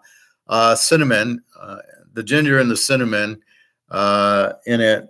And again, I'm not really looking for too much, as much flavor as health. Like avocado, it's not M&Ms, but it's healthy, right? So besides my feet, my health is fine. And my back, but my back's not a health issue. It's just, it's a posture issue. So it's not like, that's why I couldn't fast my back. So I've been stretching in the pool and my back's fine now.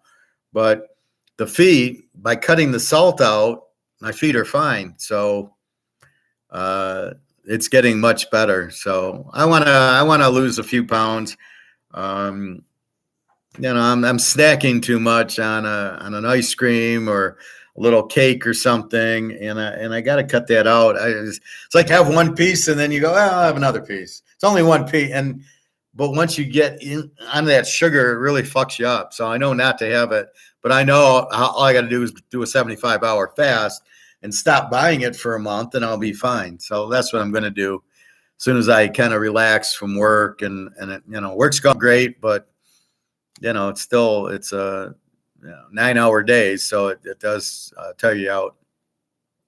Do you cook chicken thighs in the pan? No, I broil them. Once in a while, I'll put them in the frying pan, but I'll put the breast in the frying pan, cut it into small pieces, and then put the veggies, the broccoli with it, and the olive oil and my little spices, and I'll make it like that once in a while.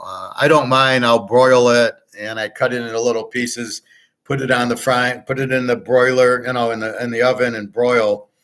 Put a little honey and French dressing in that, and then my spices, and it tastes really good. And then, like, I got General Chow, so I take the sauce of the General Chow and mix it in there, and so it's all mixed in together. It tastes really good. Anyway, back to foosball. So we've got the Rams and the Seahawks. Seattle minus 5.5, 46.5. I'm not really counting on the Ohio State receiver because he doesn't want to play. He didn't play in the Michigan game, which I can't believe he was that injured and he didn't play in the championship game. So he's not a player. Seattle took him, but I wouldn't count on him. I think he'll get injured. He'll be like Thomas at New Orleans, or he'll be Julio Jones. You'll never see him in the lineup. I do like their receivers, and they got some good running backs. Seattle will be explosive. LA, I don't know. Is Stafford playing? Is Kupp back? Is Aaron Donald back? If the Rams are healthy, then this should be an over game. But we'll see. We got to see what Seattle. They did get a good draft on defense. Seattle should be a very strong team again. We love the Coach Pete. Rams have a good coach too, so this should be a very competitive game, I think. But let's see who's playing. If Stafford and Kupp play and Donald. If they don't play, we're taking Seattle. If they do play, we'll take the 11.5. Dallas and the Giants. Dallas 3.5, 46.5. Prescott against Jones. Oh my God. This is a perfect example of you got running quarterbacks who don't do shit. Right? Prescott, he stinks. I mean, he can't throw. He turns it over way too much, and then he runs. And then he got hurt in that one year, and he broke his ankle. I don't know. Dallas 3.5. I see it's purely the defensive guy. It's all up to him. I think if Dallas was smart, they would play to the defense. New offensive coordinator now. McCarthy sucks. Micah Parsons. Yeah, the linebacker. So he'll spy on Jones. We'll see what Barkley. It should be a running game. I like the game under. I don't know. I got it over here. Yeah, I'm thinking again. Jones, the both run, which would take time off the clock. I can't take the Giants to 9.5. I can't take Dallas to win on the road. That's for sure. So I think it's either over 40 or under 52.5. It probably falls right in the middle there. You can probably go either way, over, under. But as long as Dallas has Prescott, they don't have a chance. If they play to their defense, Parsons, then they have a chance and keep the games low scoring. The Giants have nothing. I mean, this is a pathetic team. You're not winning with Jones. You're winning with Barkley. You have no receivers. You have no defense. I don't get it. The Bills and the Jets. Buffalo 1.5, 47. Now I'll give you my Jet analysis, Bobby. They were the last play. The Jets I love because of their defense. Shala is a good defensive head coach. They got a great draft, and my guy from Iowa State, I believe, the linebacker who's superstar already. That's how you draft. You go to a defensive team, Iowa State, Iowa, Washington State, Georgia. Look at Philly. They've drafted like 7 guys from Georgia the last 2 years. And surprisingly, they have the best defense. Amazing how that works. The Lions are still getting guys from Tennessee Tech or whatever. So you can see the difference. So Georgia should be even better defensively. They added 2 stars from Georgia in the first round. But the Jets added the linebacker. The Jets are very strong defensively. Now you got Aaron Rodgers, you got running, and you've got 4 of his receivers and his offensive coordinator. So he's not walking like Brett Favre went to the Jets, and the system was ridiculous. It was a terrible offense. Now you're bringing in his offensive coordinator from Green Bay, his receivers. They've added some linemen. That wasn't their problem. And they got this defense. I see them winning the East easily. Buffalo doesn't have the defense to really stop him. Von Miller, is he playing? I don't know. He ain't going to affect Rodgers. They'll figure that out. He's smart enough to figure that out. That's where Rodgers comes in for you. But I love their defense. The Jets will get to the championship game unless they lose to Cincinnati in the first round. The Jets will win the East. Cincinnati wins the Central. Denver wins the West. And either Jacksonville or Tennessee is going to win the Central, and either one, is worthless. They both suck. So then you got where are the games at? If it's in Denver, Denver wins because it's the Mile High. If Denver has to go to Cincy, Cincy wins, but it could be a good game with Russell Wilson's not. He played at Wisconsin. And then you got the Jets at home. If you get the Jets at home, they're going to win. So a lot's going to depend on that. Kansas City and San Diego are going to be on the road. That's going to be, well, it won't be tough for KC. San Diego, as we saw, 27-0 lead, and they blow it. So what are they going to do against a real team and a real quarterback? So look out there. For the pick, I love the Jets as a home dog, 7.5. They're a better team than Buffalo. They have a better defense. They have a better quarterback. The receivers are pretty even. Buffalo has no running attack. See, that's the difference. Rodgers can throw the ball better than Allen. He hands off to running backs. Allen doesn't. They don't have a running back as the weakness on Buffalo. They want to rely on Allen. Well, he's getting hurt this year. You cannot run your quarterback on power sweeps where he doesn't take a knee, and you think that's just going to work. So it ain't going to – it doesn't – there's eventually out goes the knee, just like Lamar. You cannot have a running – you've got to have running backs because they just key on Allen. So if he throws, they're keying on him and they're blitzing him. And if he runs, they're blitzing him. Either way, they're going after Allen. He's the focal point. Stephon Diggs, okay, fine. But the Jets can cover him. They got the best cornerback in the league. Cover Stephon Diggs. Now what are you going to do, Allen? You're going to fucking run. Well, good luck there. Aaron Rodgers, he ain't going to run. He's going to just pick them apart because Buffalo doesn't have that defense. So I look for the Jets to score early and often, and you're getting points, which is beautiful. So they're going to kill New England twice. They'll kill Miami twice, and maybe Buffalo wins in Buffalo. So they go 5-1 in the division. They'll kill everybody else. I was listening to these idiots on BetMGM yesterday, driving home from Chinese, and they're saying, well, they could lose to Dallas. Oh, really? The Jets are going to lose to Dallas. Really? Dallas? When did Dallas get good? No, they're not losing to Dallas. I think they got to play KC. Shouldn't be a problem because KC's head's not going to be in the game, and it depends where the game's at.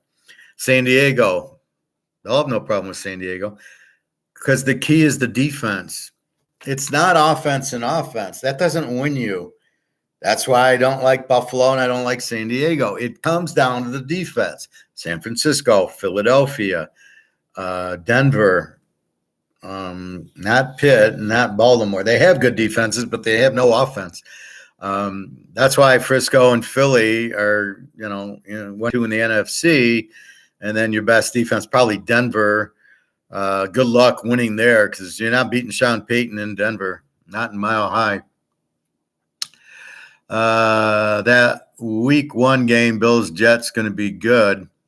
Rodgers got show Allen how it's done. Well, it's how is Allen going to handle this defense? They played him twice last year, and they were like 2-point games. I think Buffalo won like 21-19, and it's only because the Jets didn't have a quarterback. Look what Joe Burrow did against Buffalo, 27-10 them. He killed them, and it wasn't even close. It was like, oh, I don't think I'll throw a touchdown. Yeah. That's Burrow against Buffalo. Now, what do you think Rodgers is going to do against Buffalo? Now, is Von Miller playing, and how healthy is he? He tore up his knee, and he's old. Did he lose his step? Is he even ready to go week 1? Maybe, maybe not. I don't know. We'll have to see, and then that's really the key to it. But the Jets are loaded. They have a strong defense. That's probably the team I was thinking of with defense, the Jets and Denver. That's how – so it's the Jets and Denver against Philadelphia and San Francisco. You throw in Pitt, but they don't have a quarterback. They weren't smart enough to get Thompson Robinson or Stetson Bennett. As I said, Stetson Bennett would have been perfect for Pitt or Baltimore. But they got Pickett, and then they overpay for Lamar. What the fuck was that? You paid the guy $300 million. He's won one playoff game and lost like 8. He can't hit the broadside of a barn. Are you insane? What was that? Okay, so go lose for another 5 years. I don't care. I'm going to bet against you anyway, especially when they play Cincinnati twice a year. That's 2 losses. And Pittsburgh, those are 2 under games because neither team has a quarterback. And then Pittsburgh with Pickett. What are you doing? You could have drafted Stenson Bennett or Hayner. What the fuck are you doing with this guy? Now, next year, between J.J. Jefferson, Arkansas, and you're going to have McCall and Rising and Williams and Bo Nix, and I'm on my second hand now, and Penix from Washington. God knows what we're going to get. Gabriel from Oklahoma. Texas's quarterback, Ewers, is probably better. He's probably going to beat out Manning. He'll be there. I don't know if the Baylor quarterback's ready to come out. We got Van Dyke. You got 10, 11 quarterbacks that are all first-round NFL picks, that are all starters. You're going to stick with Pickett, and now you're stuck with Lamar Jackson, and nobody's going to take him. So you're going to have Lamar Jackson. You could have had Rising.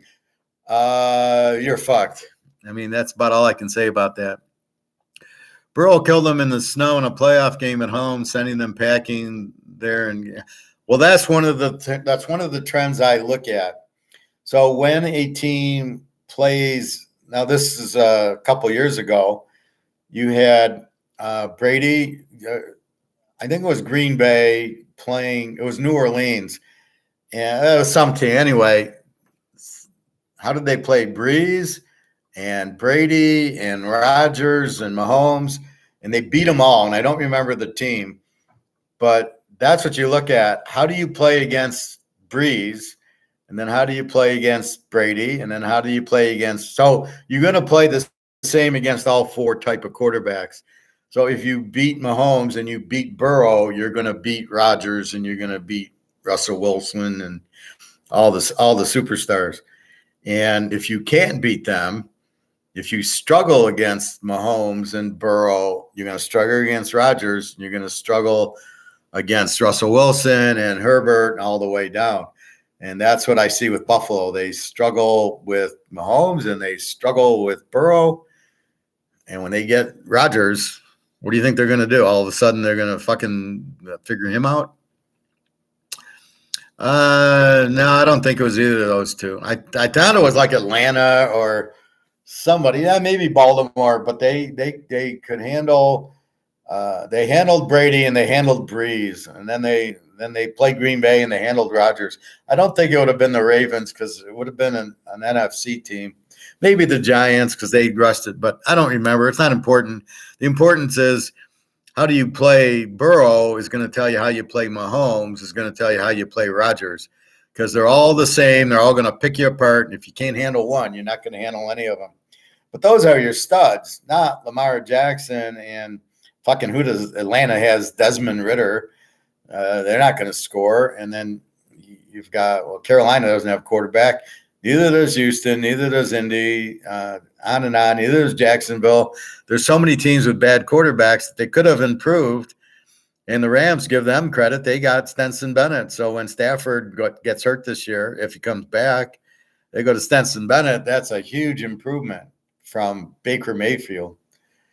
Kyle Trask, I'm waiting for him to get him going. Man, that guy's a superstar. Unbelievable.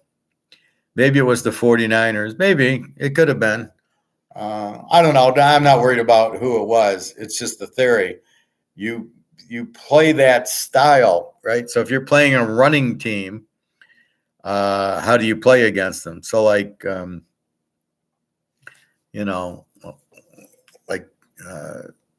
I don't know. Like Georgia has trouble with running quarterbacks.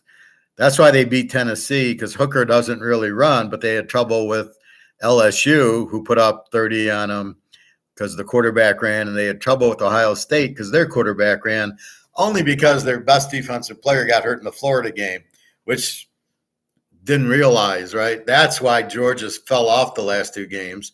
And then against TCU, they got mad and they just shut them out. But So how do you play a running quarterback versus a passing quarterback? How do you play power? So nobody can play Georgia because they can't handle Brock Bowers and the running backs and the quarterback who can throw. They got a pretty good quarterback in Georgia. Give them a game or two, but they should be, they should win the SEC. Alabama's going to have a down year. They don't have a quarterback. Their quarterback sucks. And they became a passing team, and you can't pass without a quarterback. So look for Alabama to lose 3 or 4 games this year. Because when you run that style of offense, like Oklahoma State, Texas Tech, if you don't have a good quarterback, you're fucked.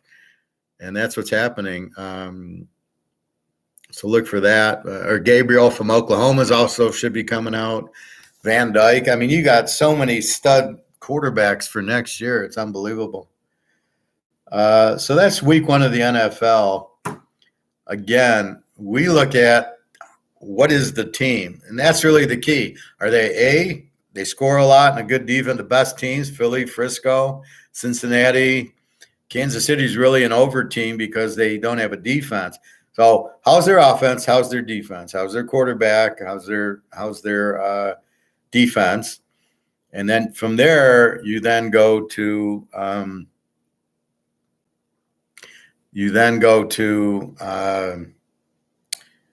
they an over team? They're Kansas City, but they don't have a defense. Are they an under team? Pittsburgh, no offense, no defense, or strong defense and no offense. Or are they a Z team like the Lions, no offense and no defense? Well, the Lions are more of an over team now, like the Bears. Well, no, so who's my Z team in the pros? It's I really don't have one. Closest would be Indy, Houston, and Indy and Houston are the W team. So in other words, they don't score and they don't have a great defense. They're just bad teams, and that's what we're really looking to do. Sort of like today, we bet against Kansas City, we bet against Oakland, and off you go. And you're gonna cash those tickets 9 out of 10 because these teams suck. I don't care what the money line is. I mean, if it's 500, but they're usually upper 150, the upper ones to the low 2s, and that's fine. I hate people who sit there and say, well, I don't lay 300 to win 100. Well, the point is, are you going to win the 100? And if you're going to win the 100, then why don't you lay the 300? It's like these guys on BetMGM. Well, I'm going to play this guy to win I get 10-1 odds on Detroit winning the Central. Yeah, but you're never going to win the bet. They can't win the Central. They've never won the Central. Watch, Green Bay will beat them. Minnesota will beat them. But I mean, it's they take them because of the odds. They're not even getting good odds. It should be 20-1. They're getting 10-1, and they're all excited. Oh, I can bet 100 and win, $200 or $2,000. That's not how you bet. You analyze it, going, which is my winning bet, and then you worry about the odds later. And if you see a good game and you're laying 45 points, you don't play it. Like last year with the overs, Utah, UCLA, USC, Oregon. But if the over comes out at 75, then I can't play it. But as long as it's in the low 60s, we locked so many overs. It was a joke. I mean, we won so many games like that. Kirk Herbstreit predicts the Bama will bounce back and win it all this season. Well, that tells you about Herb Kirkstreet. Does he give a reason, or who knows? They don't have a quarterback. Sorry, they didn't have running last year. I don't know who their receivers, little fast guys, and their defense, and they cannot beat Georgia. That team cannot beat Georgia. What do you think of Derek Carr and the Saints? I think that's an improvement. I think he's a good one. I thought Andy, whatchamacallit, the redhead, Andy Dalton, I thought he was fine. I didn't think really that was their problem. I think the problem is Kamara and Mike Thomas have to play, and they need to shore up their defense and get a better coach and coordinators. But they weren't terrible, but they should be better with Kamara. You watch Kamara end up at Denver with Sean Payton. But I like Derek Carr. I liked him at Fresno State. He had Devontae Adams there. I don't. Devontae Adams is so pissed because he went to Oakland to be with Derek Carr, and then they let Derek Carr go, and it's like, but that's why I came here, you fucking idiots. So he's pissed off at the coach to let Carr go for fucking Garoppolo. Carr is much better than Garoppolo. Carr is a good quarterback. He needs. If Sean Payton was the coach, Derek Carr would be an all-star. He's just had bad coaches. I mean, the Oakland coaches suck. I agree. It's like those people who wait in line at the gas station stacking up on scratch cards thinking they're going to hit life-changing money or something on a rigged card. Or playing slot machines on a rigged slot machine. There's just, you're not going to win on slot machines. They don't pay off. They're, like you said, they're fixed. Or lotto tickets. I hate the lotto. The lotto's a tax. Gambling's a tax. That's all it is. You go to the casino and you play slots, you're paying tax, right? They're gonna take in millions of dollars in tax revenue from slot machines. That's why when I drove to coming back from Alabama, I stopped in Cincinnati, and they have these casinos. Not in Cincinnati, it's a normal casino, but on the way back near Dayton, there was a casino. All they had was slot machines. They didn't have poker. You couldn't bet football. All it was slot machines everywhere. It was unbelievable. I'm like, what the fuck is going on? So the first time I went to watch the Michigan State game, of which I had Michigan State, and they won. That was last year. That was when they had Walker, the running back, and they came from 14 down to win the game, and I was loving it. In my Michigan sweatshirt rooting for Michigan State because I bet the dog. But I didn't look to play poker. I was like on my way down, and I stopped for the game, and then I went to Cincinnati, which another half hour, and I just stopped and got a room.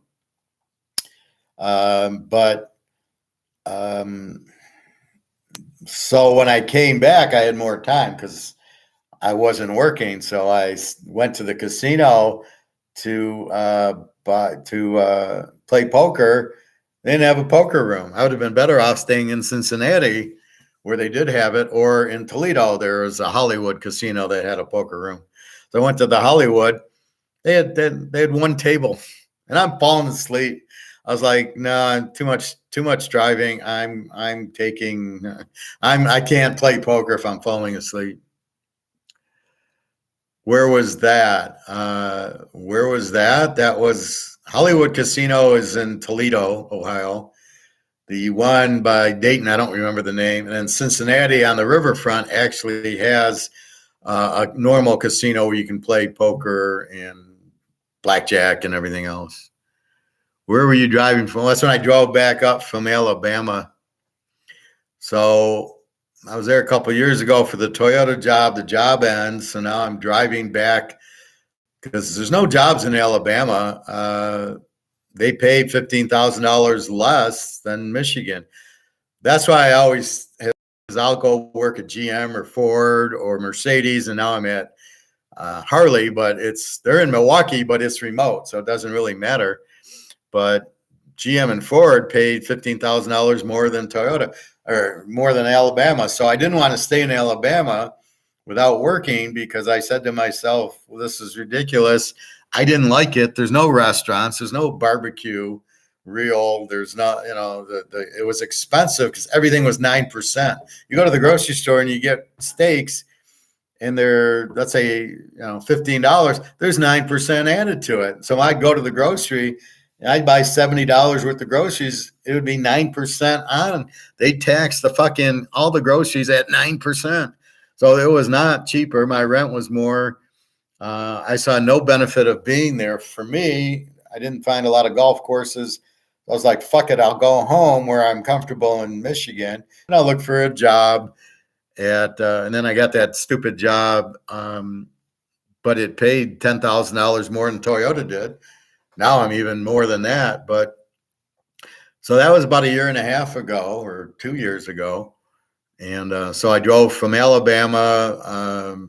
I left Alabama, I want to say Sunday morning, and then I got to Cincinnati. It was a long drive, but I did that. Then I stayed a few days in Cincinnati.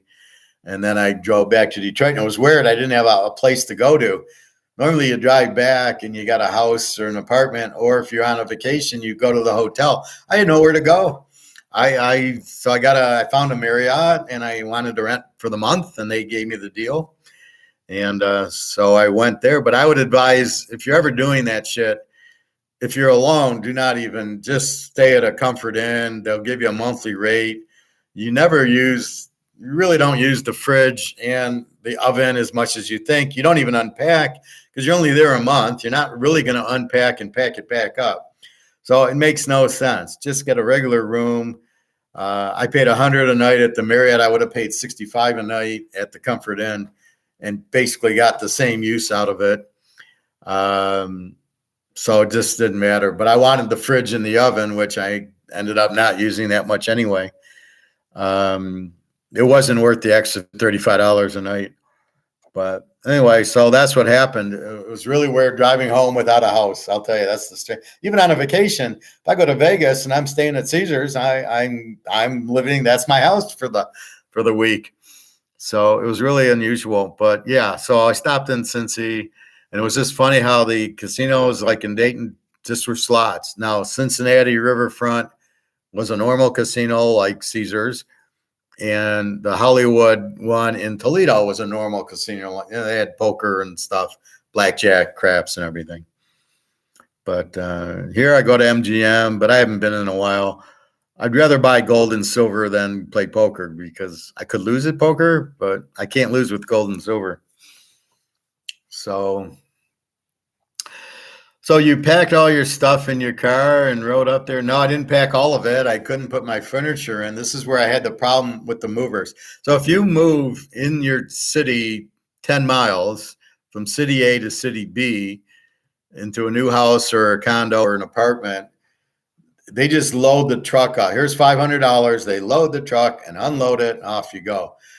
When you move interstate, from Alabama to Detroit, or Detroit to Vegas, or Detroit to Chicago, you're going to get fucked, because the mover's now charging you per square foot. And now you don't know how many square feet. Nobody knows. So they'll sit there and they'll give you a quote for 300. And then the guy comes out and he says, well, this is 600 square feet. And you're like, what the fuck? How? Prove it. Well, he can't prove it. He doesn't have a clue. So he doesn't know how to prove it. And then they start ripping you off. Well, that's going to be another $500 for a few more 100 square feet, which is 10 boxes. So the whole quote was $2,100, is now $3,100, because he's saying I don't have enough square footage. And so I told them to fuck themselves. So my stuff sitting in Atlanta, I don't know why they went from Alabama to Atlanta, is sitting in storage. And I'm like, fuck it. So the moral of the story is, if you are moving, unless it's really, really antique furniture or something that you really can't live without, I would recommend, like I had my baseball cards and my gold and clothes and kitchenware in my car, but there's the golf clubs didn't make it, which I kind of miss. And I had a painting that I don't have, and my DVDs are still there. So there's stuff I didn't put in the car, and it was loaded. And all I can say is the gold comes with me no matter what.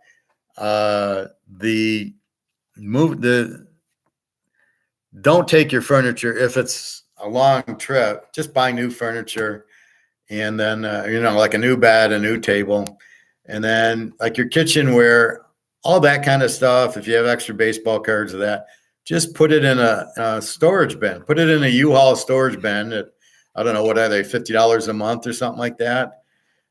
And just then drive back down and load up your car again. And at least you'll have, and all the critical stuff comes with you the first time. And then the next critical stuff goes into the free storage, so you never have to worry about this shit. And then, or you can do a pod. I probably should have done a pod. I think that would have been, then you just load the pod up, and then they move it for you. And that was still a couple $1,000s. So either way, you're fucked, but it was a tough move. That's why to relocate, if I go to Vegas, I'm driving my gold and my cards and my clothes, and that's it. And the rest goes in storage, and I'll drive back to get them again. Or do one of these rental cars where you rent the car and then it's one-way rental. So I fly back to Detroit and I rent a car to go to Vegas, but I'm not going to drive it back. And then load the car up with whatever I got left, some more kitchenware and stuff like that. But yeah, that's what happens. So they fuck you on the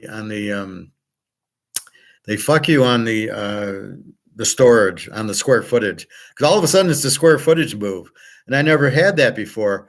So I just thought they were going to load the truck up. It was a big truck, a Mayflower, so I figured they'll load up all my shit, and off I go. I didn't know I'd start paying $500-$600 for another 100 or 200 square feet. Then the guy starts sticking around. Well, you made us wait an hour, so we got to charge you some money for that. I'm like, fuck you. I didn't make you wait. I didn't tell you to stop loading. We were trying to figure out, because the point is that the quote was to load up my apartment. You're taking it all. You're going to load the whole thing up. And the guy fucked the quote up. And it wasn't even the same company that you called that the movers came out, which I really hated. So it was a terrible experience. Be careful moving in, but I would just get a locker or get a U-Haul thing. If you're not going to do pod, get a like if you really need your furniture and stuff like that, get a pod, just load it up. And then any loose ends, just stick in a storage unit at a U-Haul or something and pay the $100 a month, and then go down 3 or 4 months later and load your car back up and drive it back.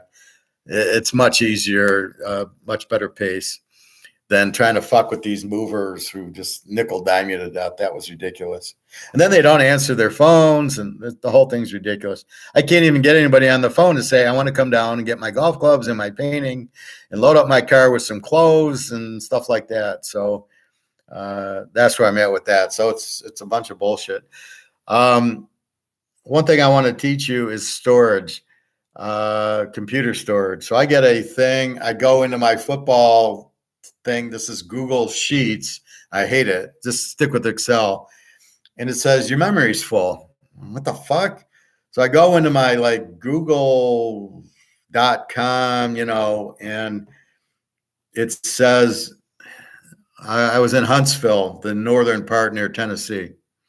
It sucks. Don't ever go there. It's all defense contractors, but they don't pay. And there's no restaurants. The people are a bunch of assholes. I've never seen a place without a restaurant. The barbecue restaurants didn't even serve silverware. It was plastic.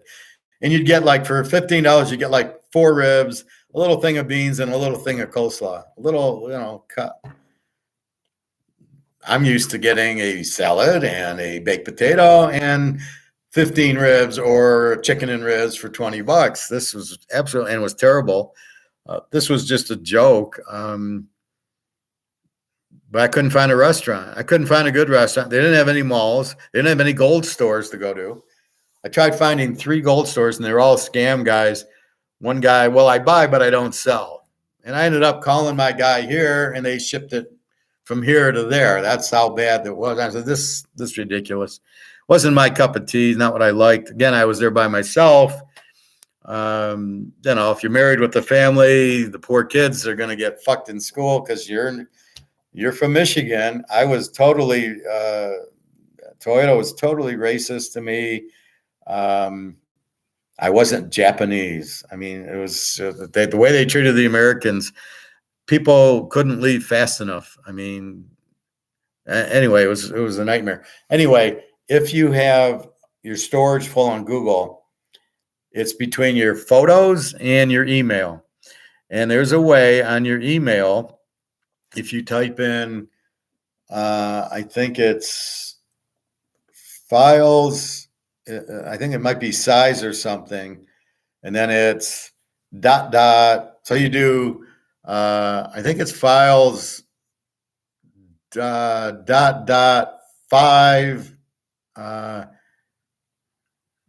5M. And so it's going to bring up all the files over 5 megs. because you've got storage problems, you don't want to delete all the little ones. It'll take you forever. So what you do is you get the big size ones, and those you delete. Most of mine were like videos. So I deleted them, and I had stuff from 2008. So I'm just sitting there hammering them, just moving them in the trash. And then there's a spot, you don't have to hit them all. You can just say, delete all the trash, and it deletes it. So I was moving 2008 to 2016, any email, moving it into trash and deleting it. And now I got like 75% available on my Gmail. The photos are really strange because I'm getting the photos on WhatsApp. So Jenna sends me a photo of her, and it's going into my Google Pics. I don't want it there. I want it in WhatsApp. I want it on my phone, and I'll email it to myself and download it on my computer. I don't want it in Google Photo. I don't want anybody to see it. It's personal. And why is it taking my size up? So like my Picassos, I went to the Picasso Museum in Barcelona, and I must have taken 100 pictures. It was like I just went through the museum, click, click, click, click, click, it's Picasso. And I got a ton of them. It's like this picture here. So it's like this one, right? So this is, I gotta make sure I got it the right side up. So it's like this. This one I actually bought there, but this is on his wall. So I'm taking 100 pictures of this. It's fucking Picasso. So, this is something you like. So I took 100 of them, and they end up in my Google thing, and it's causing me storage problems. But if I delete them, I delete them off my computer. So I'm like, what the fuck?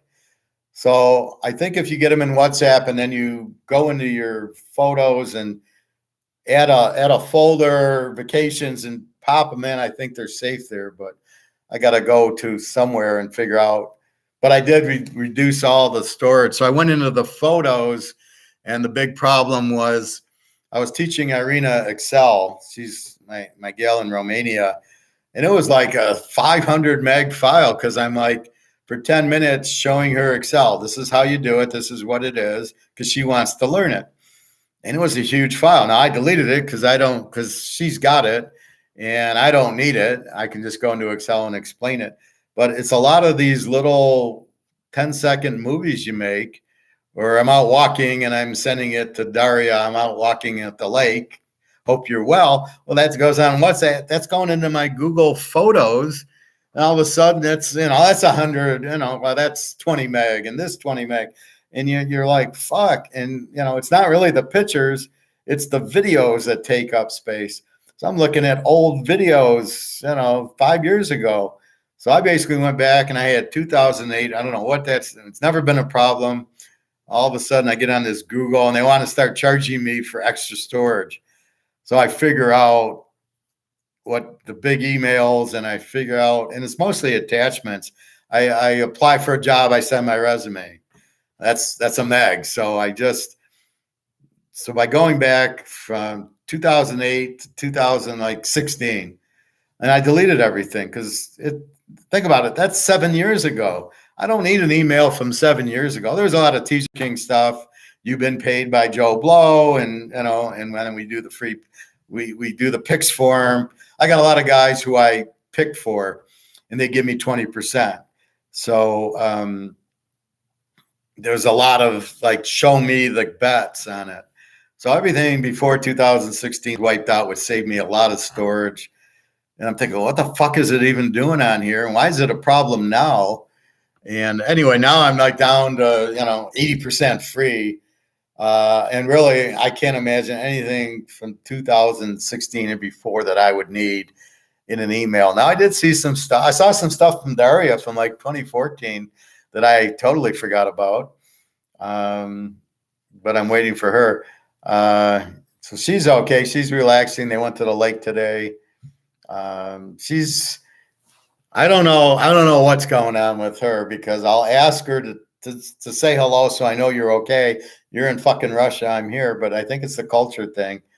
So once in a while she does, and then I don't know if she's busy with friends or busy with Alina. It's really hard to say.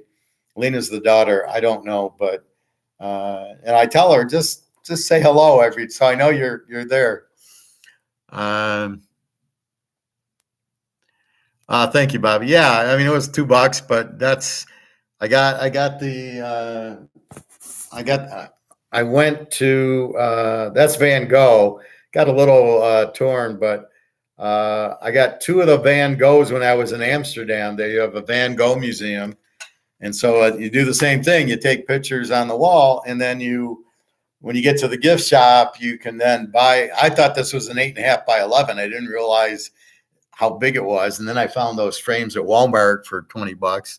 I took it to a framer. They wanted to charge me $200. I go, this is a $10 poster. I'm not going to spend $200 to frame a $10 poster. But then finally, so if you need stuff like this frame that it's nice, but it's not expensive, then just go to Walmart and they sell frames like that. Did you get them as an investment to sell later? Or no, these are just posters. No, this was just, it's like the Montana. You got it just to have. I mean, it's not all investing. By the way, what did you think of Michigan State this year? The program has really turned into a joke.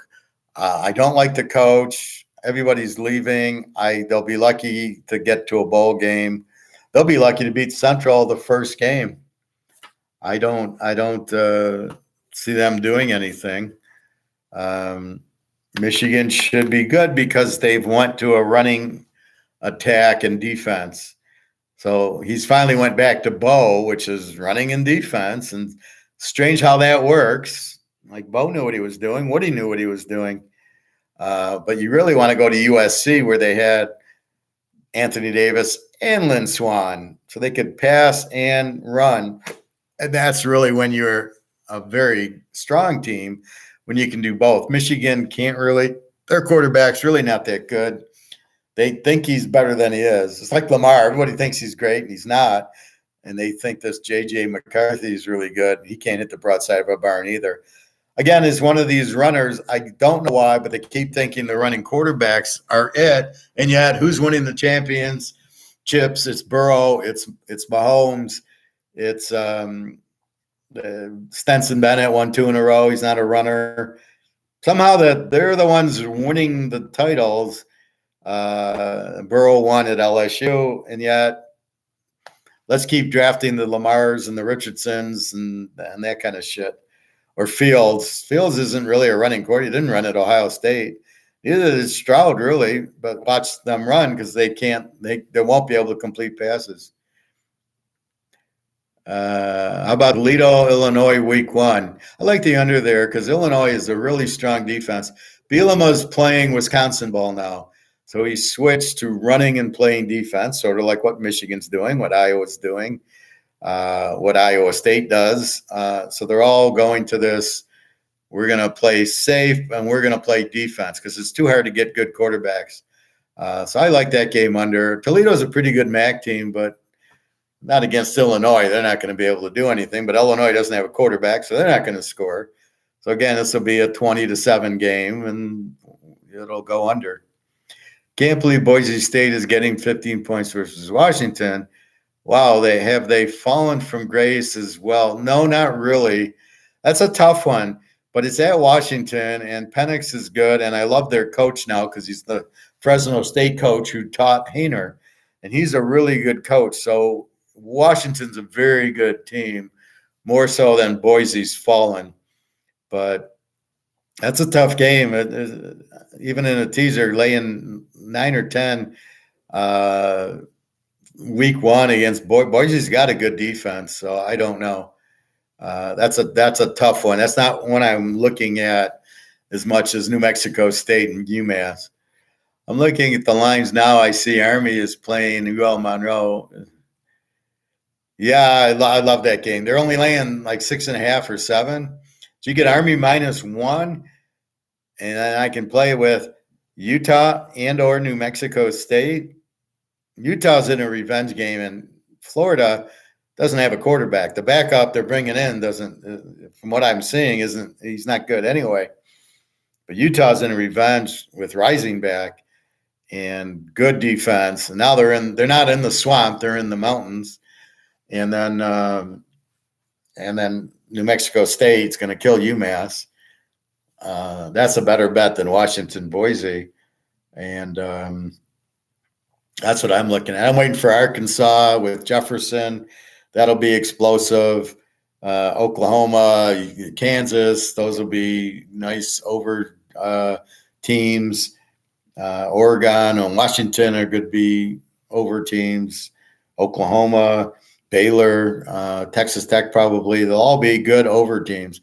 And the thing is, you got a good quarterback and you pass it all over, you're going to play high-scoring games because you're not only is their defense not that good, you're not resting your defense. So, like, look at Oklahoma back a few years against, like, a West Virginia. It'd be like 56-55 because West Virginia was able to score. And Oklahoma would score, but they didn't have defense. That's why Oklahoma never won in the playoffs because they didn't have the defense to stop Georgia, to stop Alabama. And it's all about defense. That's why Georgia's so good, is their defense. And they're loaded this year. We're going to be pounding Georgia under again because without a quarterback, they're going to run the ball a lot more. And they're going to shut everybody out on defense. So you're looking at 20 to nothing games. The over-under will be 50, and you'll be teasing it under 56, and you're not even going to get close to that score. Georgia wins 30-0 on a pick six or something. But Georgia's not going to find 60 points on you. And with that running and Brock Bowers and that defense, you're not scoring on Georgia. Their defense is more loaded than it's been the last 2 years because now they just know what type of player to get.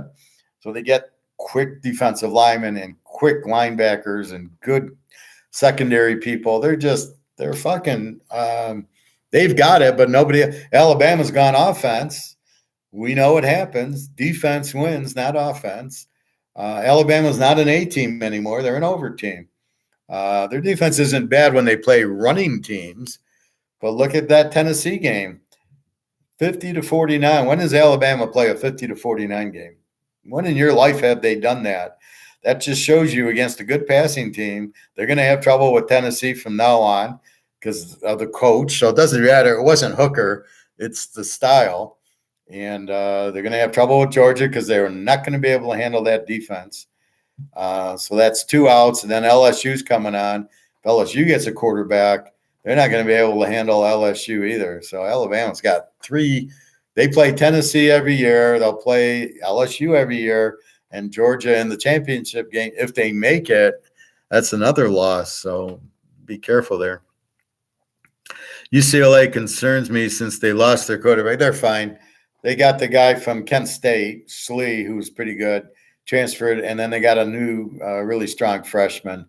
So the UCLA will be fine. Again, it's the coach, Chip Kelly. He's got the offensive mind. It's like Tennessee.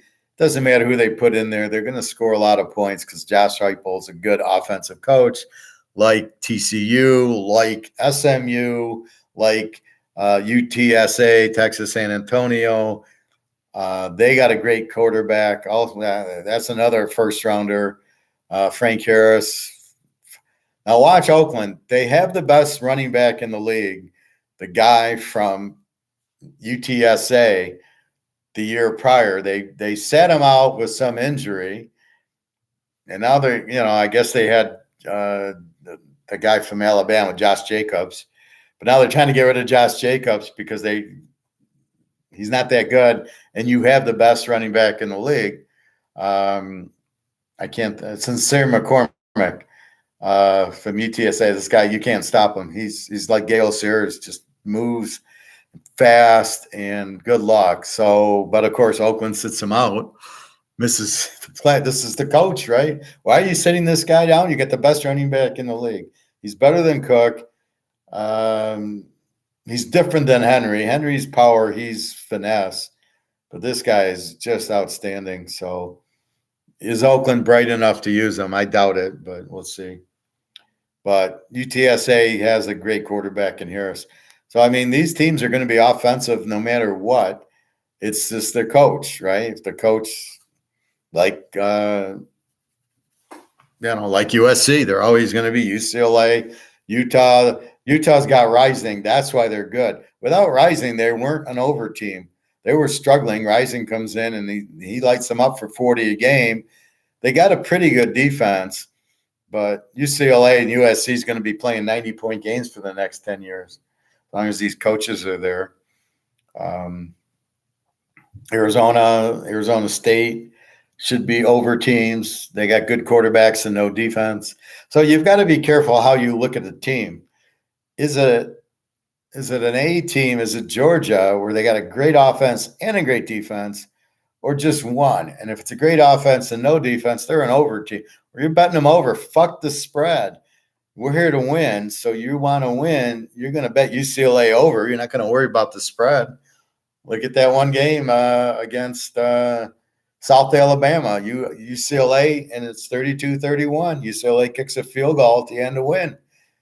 They didn't cover, but you didn't bet them to cover. You bet them to score a lot, and you won the over, which is probably like upper 50s. So we tease it to lower 50s, and it's a 63. That's how you win with teams like UCLA, USC. You bet them over. You don't fuck around with the point spread because their defense can't stop the other team, so they can't protect the lead. Oklahoma's had that problem. Clemson's had it the other way. They had Uglia Buglia, so now they don't have an offense, and they're running the ball, and they got a good defense. So that's what you're looking at. But they'll be fine, UCLA. Maybe the first few weeks, but they'll be fine. Chip Kelly has been there for 5 years now. You would think that he wants to get over the hump. Well, he does, but he needs the defense. It's all the defense. He comes up. He had a great offense. He had Charbonneau, and he had Thompson Robinson. He had good receivers. Didn't have the defense. That's the difference. That's what you look for, is the strong defensive teams, not the strong offensive teams. Georgia, number one. Tennessee will never win because they have a great offense and no defense. They'll score a ton of points for you. So you just bet Tennessee over, and then strictly you're not but Georgia's going to beat them every time. Georgia will beat Florida every time because they don't have defenses. They'll beat Alabama now because Alabama really doesn't have that same defense, and their offense is passing. So they don't have the balance anymore. So Alabama's fucking themselves, getting away way too much passing. You're not resting your defense. That's their problem. And Clemson doesn't have an offense anymore. So Clemson's falling rapidly, and there's really nobody in the ACC. Maybe Florida State now, and then Miami, hopefully. They're switching their offense to the air raid for Van Dyke. So look for Miami to light it up again. I don't know what their defense will be. If they have a good defense, now they're an A team. If they don't, they're an over. So we got to wait and see what we got with Miami, but they're going to run the air raid. By the way, I was disappointed yesterday. The coin store closed early. Oh, those motherfuckers. Did they post the hours? So go Monday or whatever. What are you going to buy? More silver? Oh, I was going to buy another 5 ounces. What is the cheapest kind of silver, Professor? What do you mean the cheapest kind? Buy the bullion. It's $23 an ounce, so spot. So premium will be 27 or 28. So I guess that's your question, right? It's the bullion. It's what I'd show you, the Buffalo. It's not the official dollar, but you don't need it because I'm not buying silver for the dollar. I'm buying silver for the $25 because that's what it's worth, but I'm buying it for the $2,000 it's going to be worth. So just to review yesterday's class, I showed you this, and there's a reason I showed you this.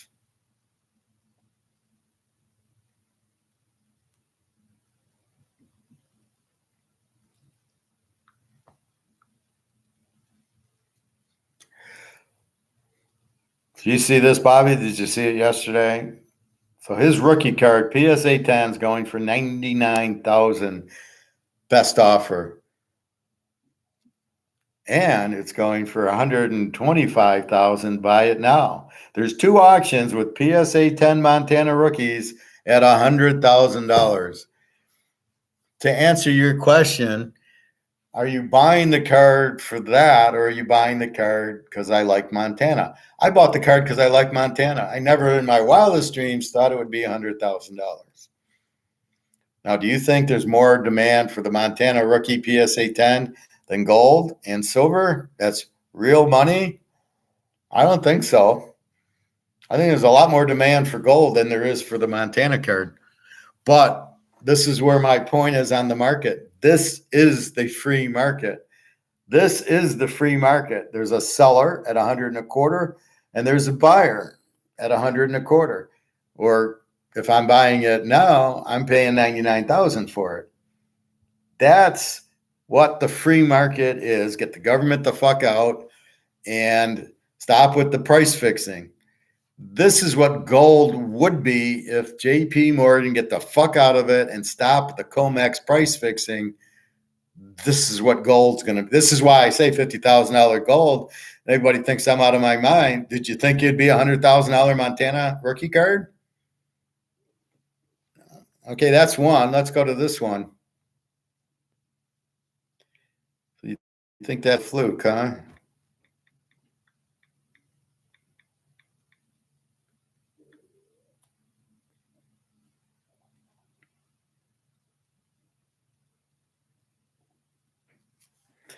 Here's Walter Payton. Rookie card, PSA 10, $125,000. You think it's just Montana? Well, there's Walter Payton. And yes, I have that card too. So when you see that, so here, be careful. Then you see the one under at 495. You go, well, how can that be? Then you read it. It's a reprint. It's not the original. So that's the original, 125,000 for the Payton card.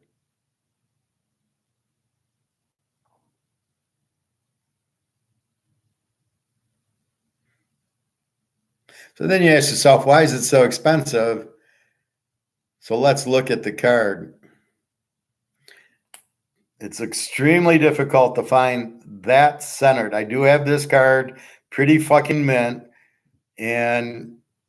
But look at the centering. This is the problem with Topps. They made such difficult cards, and it was so difficult to center them that there can't be more than 25 of these that are PSA 10.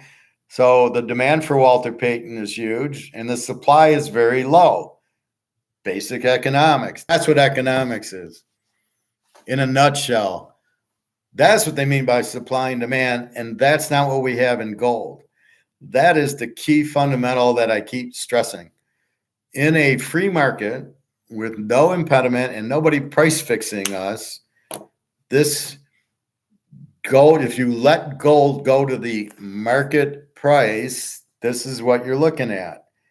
And you can't say, well, oh, prices don't go high. Or for Nick, can I sell it? Well, here's 100 and a quarter for fucking Walter Payton rookie card. Can they sell it? Of course they can sell it. Otherwise, if he couldn't sell it, he couldn't put this auction out because it costs you money to auction it. So he's 125,000. He's pretty fucking confident he can get the 125. Obviously, others have sold that. That is the free market at its finest. Somebody selling something, and then there's buyers, and the buyers have already said, yes, I will pay 100 and a quarter. He puts it at 100 and a quarter. Somebody buys it. So to answer your question, Nick, yes, you can fucking, when gold hits 50,000, you can sell it.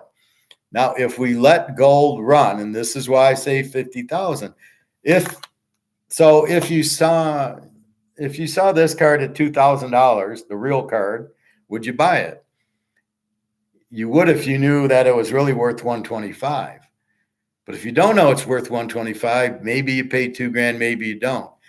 Does that sound familiar? Like our gold? Is our gold really 125? Like the Payton and the Montana? Is it really the same?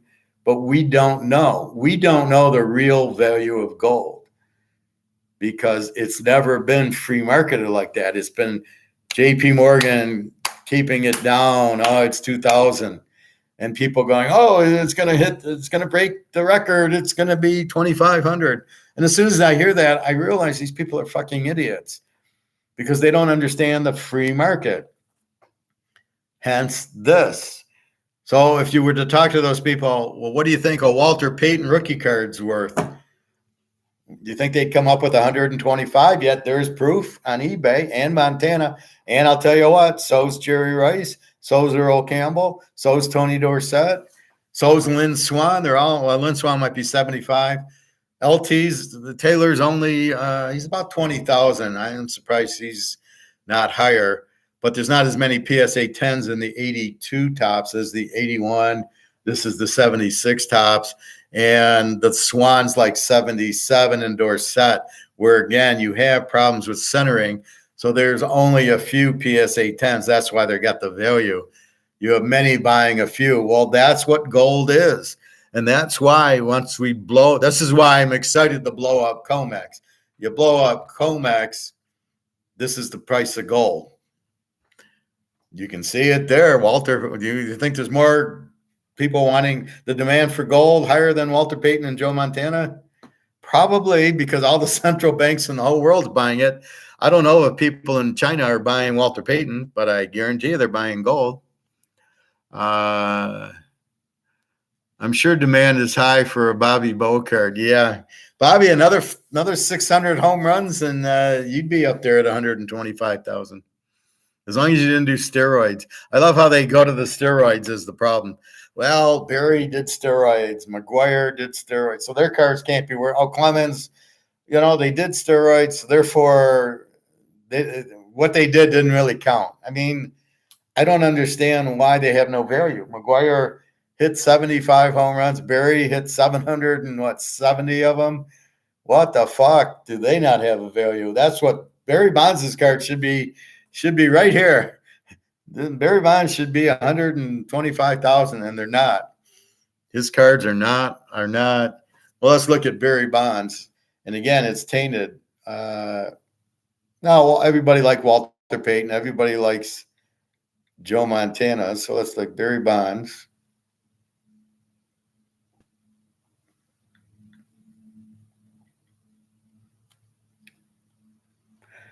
Let's see, the most expensive Barry Bonds card. Here's a rookie. I showed you of you, Bobby. $490. $409.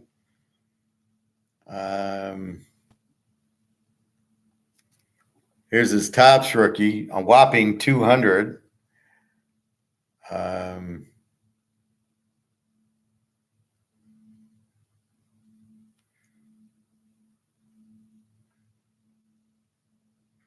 mean, I got this one. It's a whopping 115.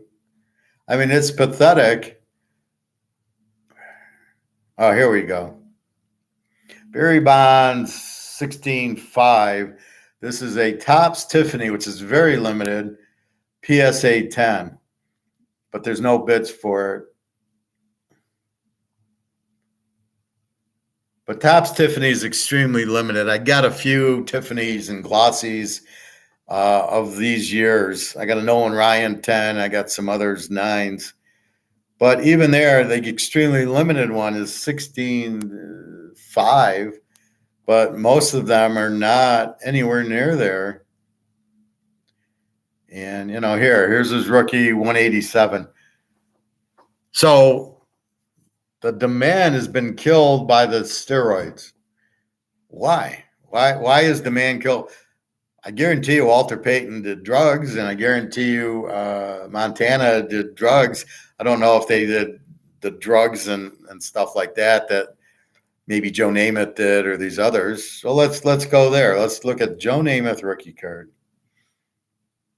Let's see,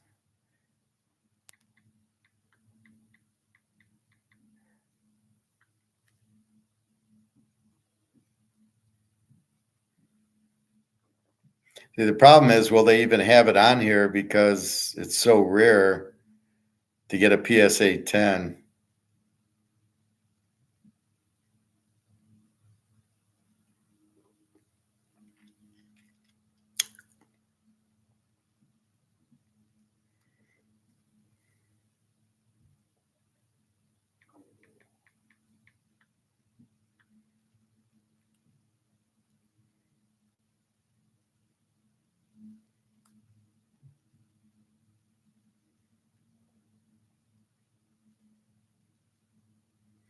Now here's an autograph one for 8,000. They don't realize the autograph fucked the price up. If that wasn't autographed, it's much more. Let's see if we can find a real 10 on here that's not autographed.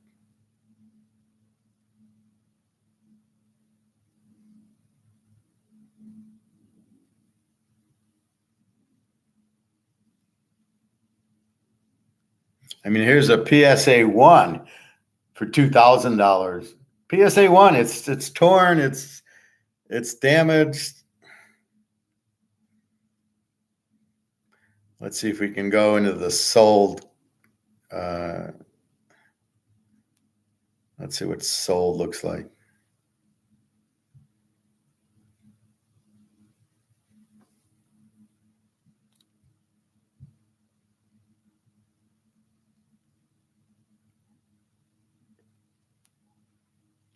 Pete Manning's not Joe Montana.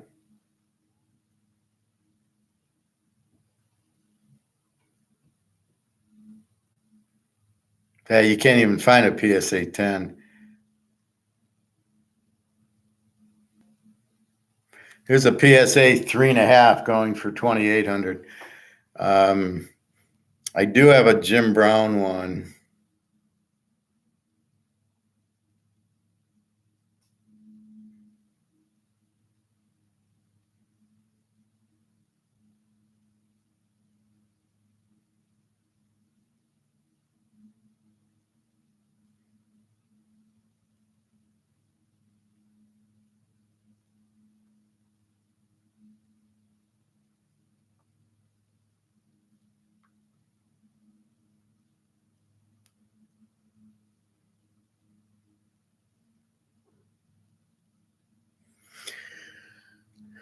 Jim Brown rookie, 119,000, and it's a PSA 8. Can you imagine what a PSA 10 Jim Brown rookie goes for if the 8's going for 119? I mean, because it's got to be $1 million card, a Jim Brown rookie. I have a Jim Brown 59 in mint condition, not the 58. Again, I was cheap. I didn't want to spend. I didn't know cards were going to go, so I didn't get the Jordan rookie. I got the Jordan second year. I didn't get the Jim Brown rookie. I got the second year like an idiot. Although they are very good condition cards. My Jim Brown's probably close to being it, but you can't even find a 10. But a 10 is worth a lot more.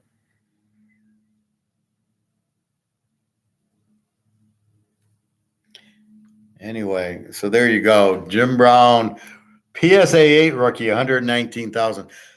So you don't think gold is going to go to 50,000? You think it's going to sit at 2,000? You can see there's a market for this. So there's somebody buying and paying 125 for Montana, 125 for Walter Payton, 119 for Jim Brown, nothing for Barry. So they're not, does Jim Brown do drugs and or do steroids? And I'm sure they all took drugs for their pain. I mean, that's just normal.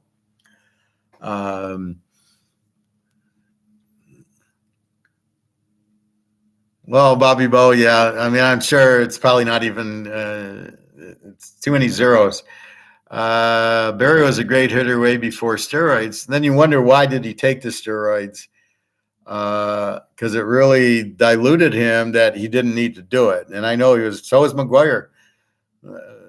McGwire was a great hit. Like what I don't understand, and I played baseball, not at your level, but I played.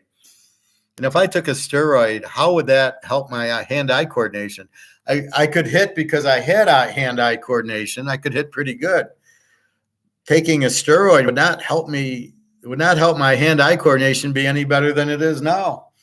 So I really don't get what the big deal is about him taking steroids, which, by the way, were legal. They were legal in the game, and they were legal in America. They were not illegal. I don't know what people think that he took steroids, made his hand-eye coordination better. All it did was heal him quicker, but it didn't.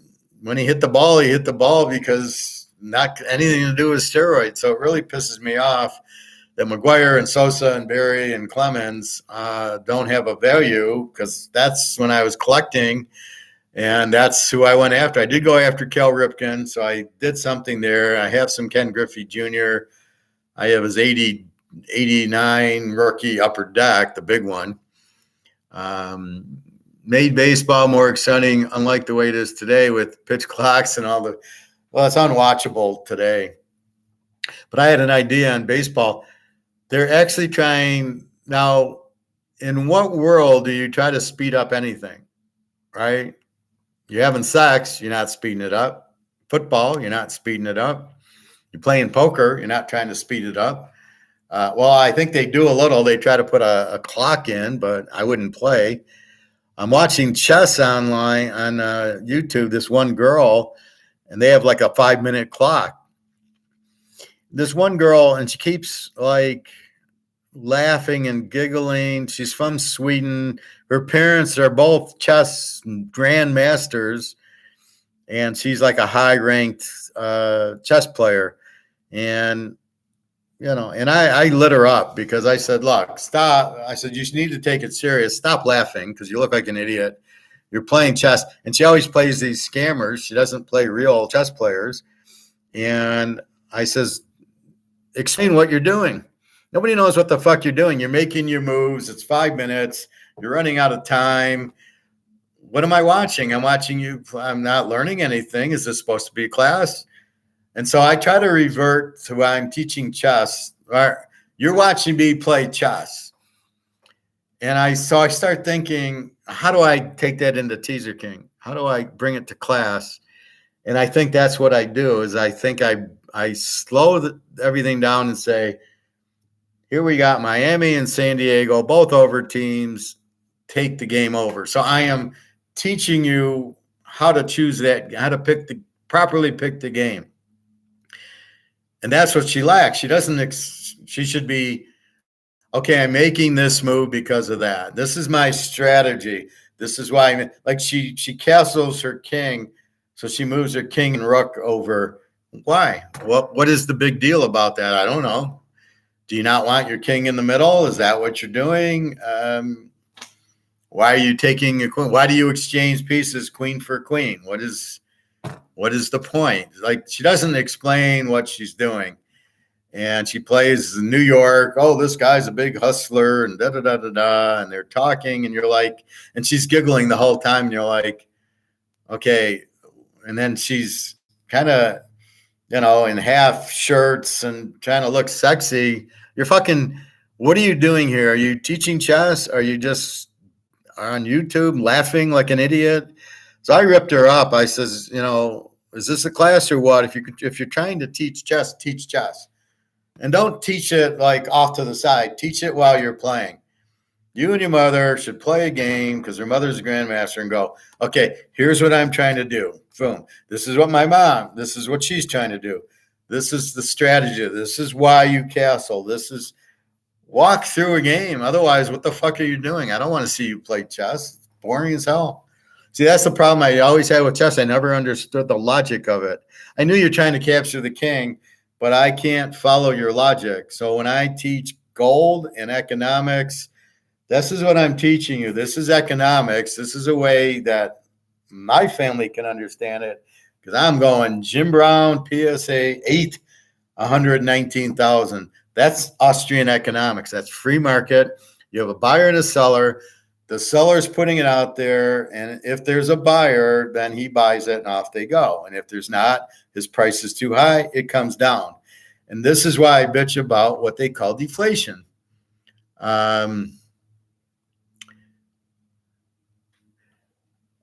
You cooking tonight? Where is this come from, Bobby? No, I got the General Chow, and I already made the chicken on Friday. No, I already cooked. Friday I cooked. I was just tired, so I cooked. So I made my chicken Friday.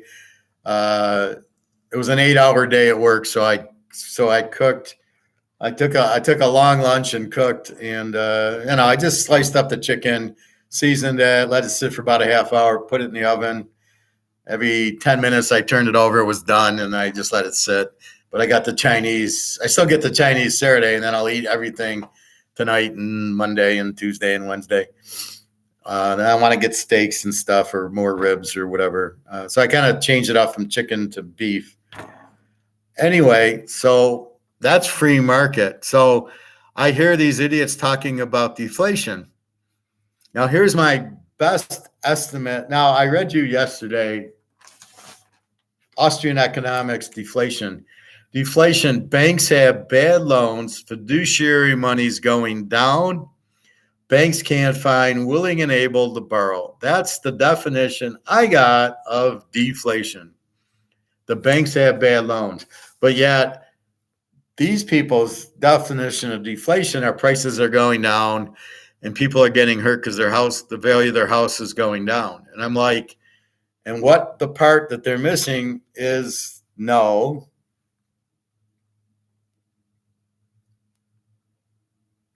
This is what's called the market. And the market dictates that this card's 99,000. And if the card goes down to 75,000, that's what the market says it's worth. If it goes up to 125, that's what the market is worth. The market controls the prices. So I don't know what the fuck they're talking about with deflation. There's no such thing because you have the market controlling the prices. You have the government printing the inflation. So we're getting out of so the inflation's bad because it makes your dollar worth zero. Hence, buy gold and silver because it's an asset. It won't go down. Or you can buy the Montana rookie card for $100,000. But the Montana, okay, maybe it goes to 200 with the inflation. But I know gold's at 2,000 and it's going here. If Montana's here, gold's going there. That I guarantee. I'm saying 50, but I'm conservative because once it's started, like, how did this go to 99? I bought it for $100 in 1992 or 1993 at a card show. I never in my wildest dreams thought it would be $100,000 card. Now, granted, I got to get it graded and it might be a 9 or a 10. A 9 would be 10, 15,000. Okay, for the $100 I spent on it, I can live with it.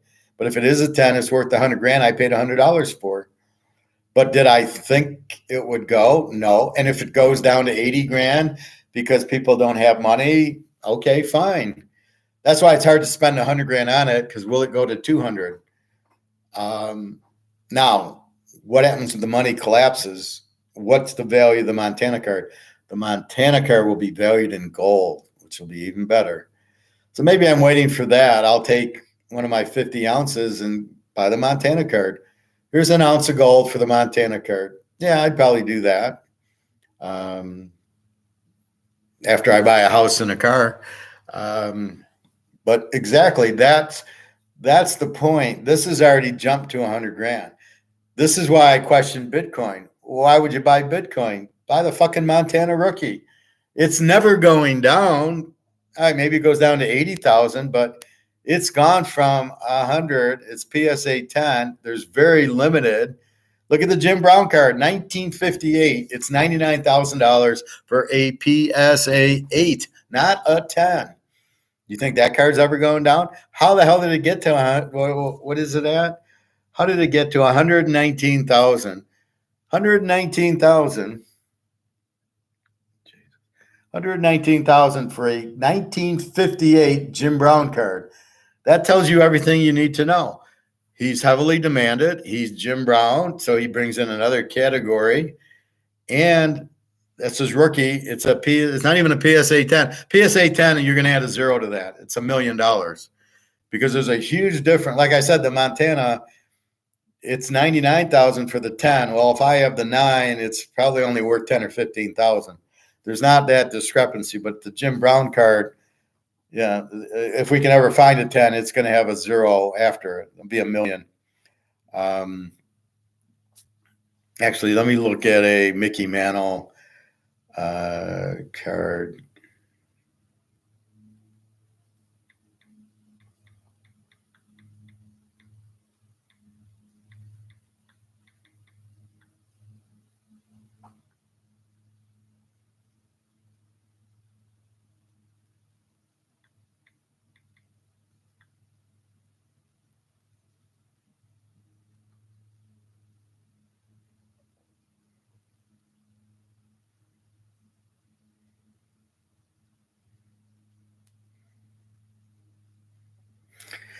There's a 1954 Mickey Mantle PSA 7 Red Dog, Red Heart. I don't know where I found it, but it just came up. I was looking for Mantle. So here's a PSA 7, and it's worth $9,000. That card's not going down, but I can't find a PSA 10. Yeah. All right. Here's a 1952 Mickey Mantle PSA 4. PSA fucking 4, 109,000. Any guesses on what his PSA 10's going for? Anybody? PSA 4, 109,000. So you can see the value in these cards based on demand. Well, what is the demand for gold? This is my point. And are you buying gold to get it to 109? Not really, but that's where it's clearly going if we get the fucking COMEX out of the way, which is why I say 50,000. I'm not just pulling a number out of the air, and actually it should go to 100,000. I've just shown you 5 cards that are worth $100,000. One's a PSA 8, one's a PSA 4.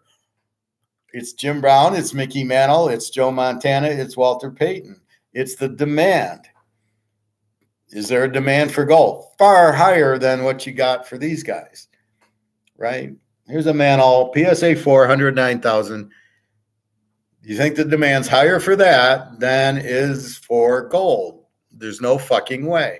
Now, there's far fewer 1952 Topps Mantle, but not as PSA 4s. So if you're going to a card show, Nick, because I know he's going, and you see this card in any decent condition and you can get it for 10 grand, buy it. That's my philosophy. It's a $109,000 card as a 4. Now you know where I get silver's a $2,000 an ounce coin.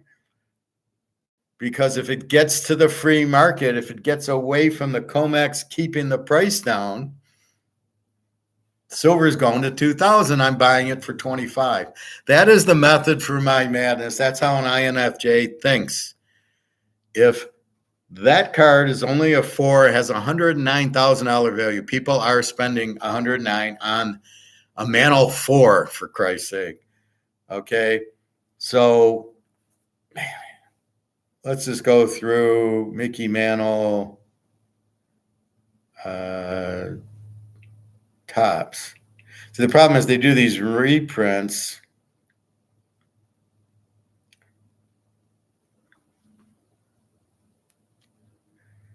So let's see if we can get a. What is that?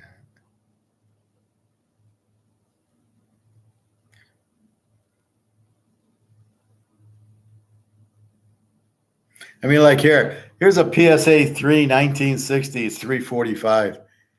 Barry Bonds' rookie card's not 345, and that was a PSA 10. This is a PSA 3. But these are PSA 4s, PSA 3. Let's see if we can get a good PSA.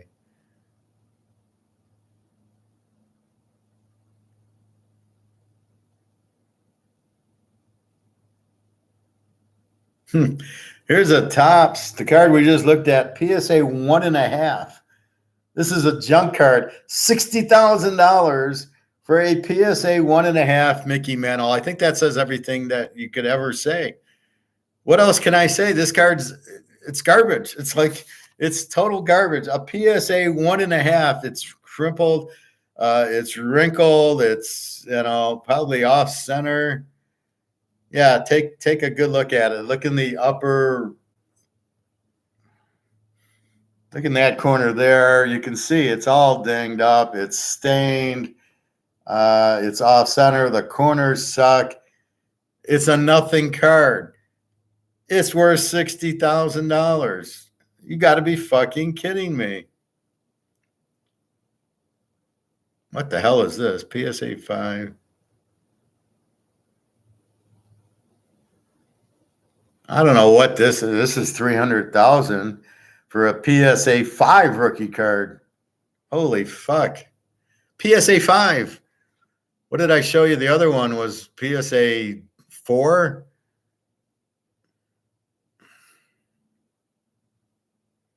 Yeah, this is the rookie The 52 tops, PSA 5, 300 grand.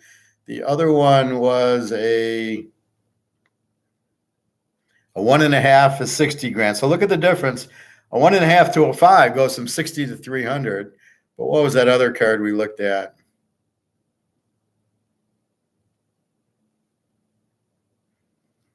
And so the 4 is 109. So look at the step. A 4 is 109,000.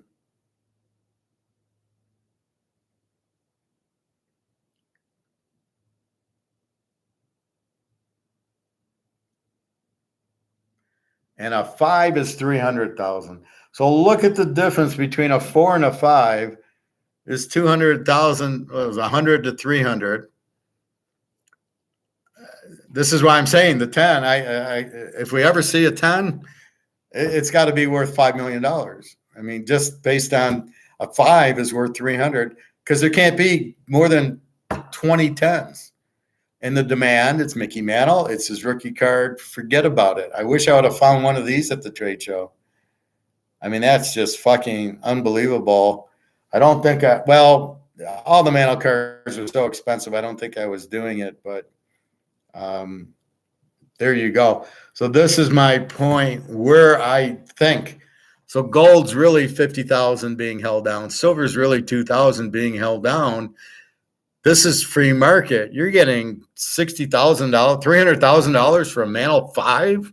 Granted, it's his rookie card. Granted, that's the most demand for any players, the rookie card. $300,000 for a PSA 5. And the reason is because you can't find it in decent. You'll probably never see a PSA 10 or 9 or 8. Obviously, if the money, they're just like, oh my God, it's a Mantle rookie card. Yeah, 300 grand, no problem. It's a Mantle. I don't care. It's a 5. I got the Mantle rookie card. And he's what? He quit in 1969. We're at 2023.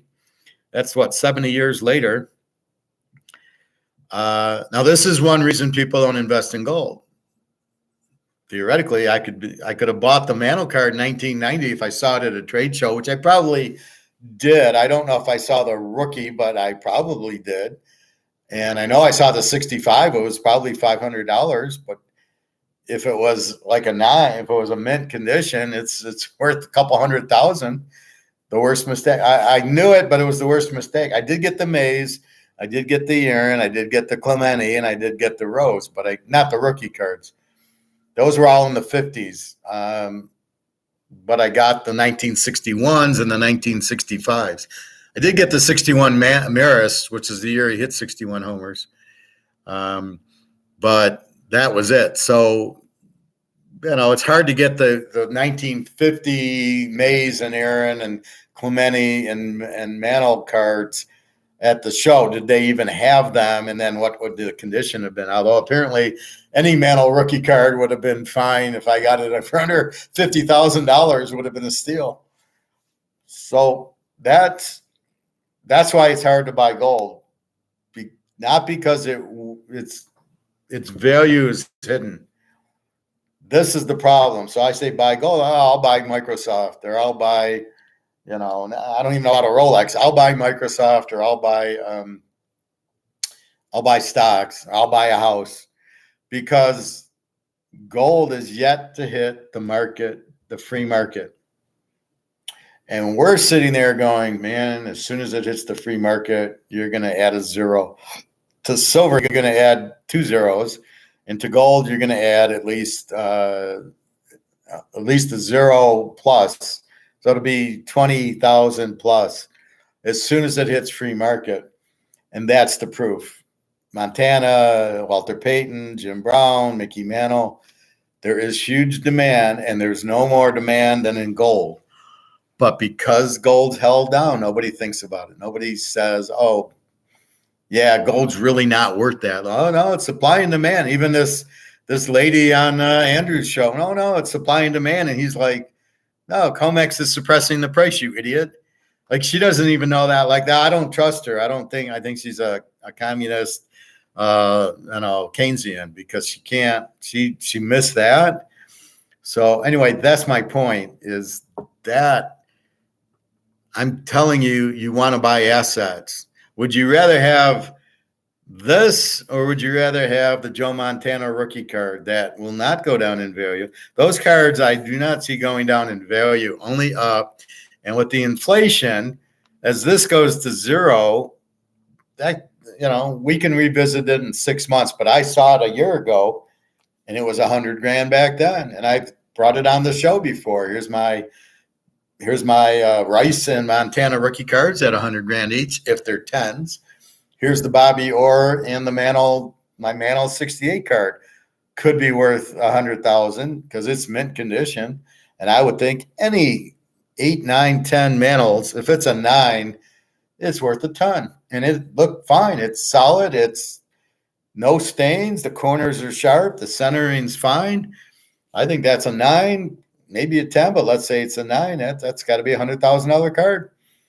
By mistake, I just wanted a Mantle card that I could afford, and I think I paid $50 for it, but I always had the wherewithal to get mint, as close to mint condition as I could get, and most of it I could. The Montana was mint. It was a little off center, but after looking at it for 6 months and trying to find a centered one, we just couldn't do it.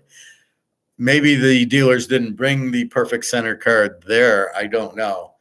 But all I do know is that it is a mint fucking condition Mantle card, or Montana card and Rice card. They're mint. They're strong, just a little off center.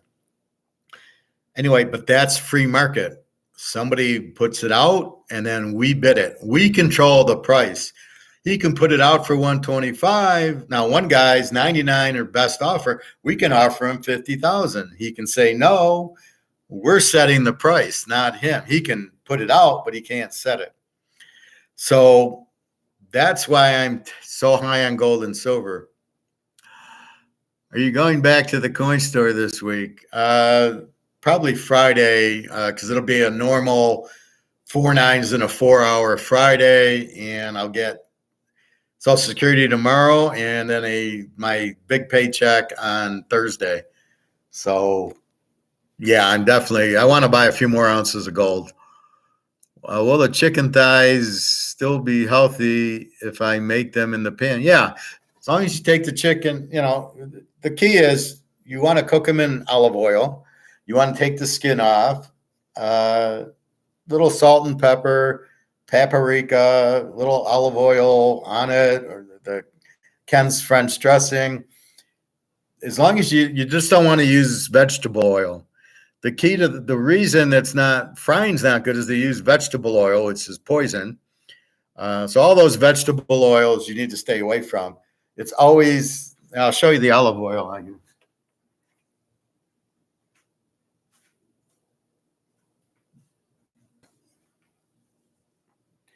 So this is what you want to buy. Extra virgin olive oil. And I get this, and I buy it by the bottle. I'll buy 3 bottles at a time. And I use it for my omelets, and I use it for my steaks, and I marinated my chicken with this and the French dressing and a little bit of honey. And I mix it, I shuffle it up, and that's what I have. This is what you want to cook with. Popcorn, chicken, salmon, anything you make. You want to marinate in that. If you fry it, do that. If you broil it, it doesn't matter. But I marinate with that, and that's everything. And I drink it right out of, I put a tablespoon of that and lemon, and I shuffle it up and I drink it. Very, very healthy for everything inside of you. That's cool. Fresher will be stacking up this week with paydays. Well, it gets you a little depressed when you see the price at 1920 going down, because they make it appear that the demand's down. But you'll never see. Okay, let's look at that.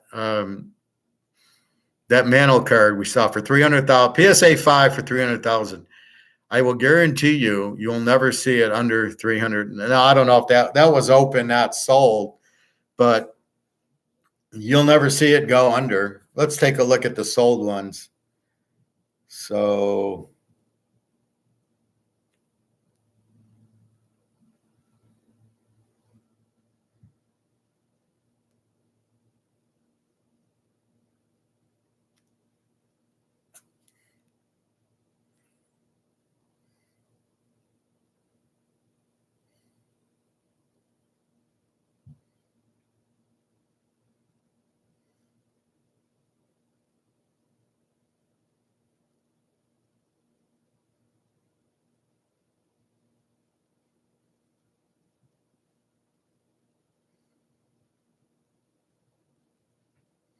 So let's take this card. It's a PSA 2 1956.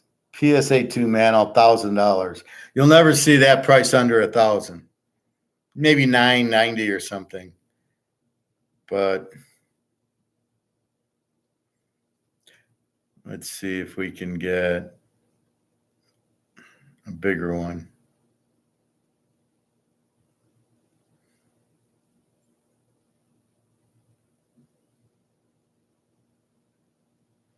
They keep, and then they start coming up with these 2021s and everything else. Or it's a 1958 PSA 5 All-Star card or something. So I can't find those big prices.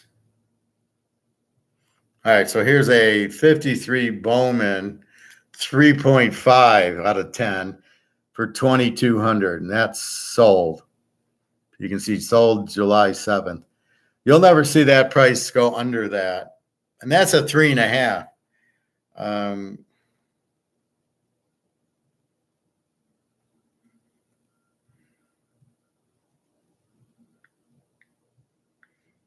Let's see if we can get a PSA 9.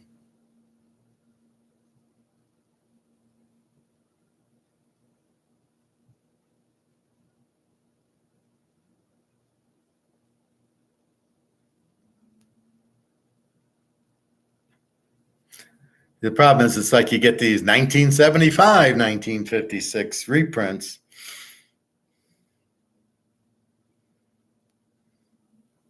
Anyway, my point is,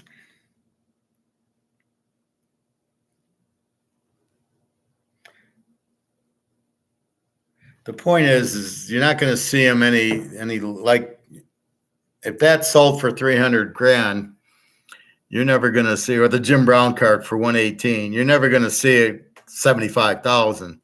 If it's sold for 118, it's going to be 118. Once you get that selling price. Now in the opens, it's a little different because it's like, buy it now. They put up, 125,000, but then they can't sell it. The market won't buy it. So you got to figure out where the buying price is. Sometimes the seller doesn't want to. I'll sell it for 1.25, and that's it. And if I don't get 1.25, I'm not going to sell it. So he's got different reasons to sell it. But that's what you got is the market. The market says, I'm going to sell this, and then you buy it. That's the market. There's no government. There's no price fixing. Oh, no, I'm going to sell the Mantle card for $2,000. Yeah, where's the line start to buy a Mantle rookie for $2,000? But that's what JP Morgan's doing to gold. It's keeping the price down. But these idiots are not getting it. So what's happening is all the central banks in Russia and China are sitting there going, fuck it, it's $2,000. We're going to back the truck up. We're going to print money and buy the gold. And that's why there's inflation all over the world. They're all printing to buy gold, and gold's not being in it. Now, here's the thing about gold. Do you realize if you own the Mantle card or you own the gold, the government doesn't know. They can't tax you on it. Only when you sell it, if you were to sell it in America. And then the idiot's going, well, how would I go to the grocery store with the Mantle card? Well, you'd probably fucking sell it for the money, but we don't want this crap. So that's how you're going to live. But if you have that Mantle card or a $100,000 Montana rookie, that's not going to lose its value. Inflation will not hurt that value. It should make it go up because this is what's going down, which takes more of these to buy that card. So if anything, that 1.25 on that first Montana is like, that's the inflation, because I did see it at 100. And the deflation would be, in my mind, what they're trying to tell you, which is not the real deflation, is you can only get 75,000 for it. And in my mind, that's not deflate. No. You don't know what you're talking about. That's the market saying this is the value of it. So that's what it is. So they're trying to say, well, deflation's bad because your house goes down in value. Well, but that's controlled by the market. This is where I keep not understanding these idiots. If you got the Montana for 100 grand, if the price goes down to 75, that's all you can get. That's the market. The market's only willing to give you 75,000 for it. That's it. That's not deflation. That's the market. Just like the market bid it up to 100 or 125. That's what we have here. There's no such thing as deflation. If the market determines we only want to give you 75,000 for the Montana, don't sell it. And or if you paid 100,000, that's the value of it, 100,000. It didn't lose value. It's simply the market not paying for it. So don't sell it. Wait until you get 100 or 100 and a quarter. Same thing with gold. I'm not going to sell it at 2 grand when it's worth 50. Why is it worth 50? Because we can see the demand on the mantle card and the demand on gold. We know what the demand's stronger. Therefore, this is what gold should be at. And that's where my conclusion comes. And that's what I would show Andrew McGuire and Alligator and all these idiots, that is really the free market. And that is what should be happening in the free market. You have these, you let the market go at it. And inflation is only about this. It's not about price. It's not the Montana going from 100 to 110. That's inflation. So if the guy sells the Montana for 100 grand, then there's an auction and it sells for 90 grand. Is that, oh, inflation went down? No, the market went down. It doesn't mean inflation went up or down. And you can't even tell by prices in an auction. You can't tell. That's not inflation or deflation. That's the market determining what they're going to pay for it. That's exactly what it is. If these avocados, this is $1 for an avocado. If they go to 2, does the market pay? Is that inflation? No, they're trying to sell it for more. The inflation is strictly the money. This is the part that frustrates me the most from these idiots.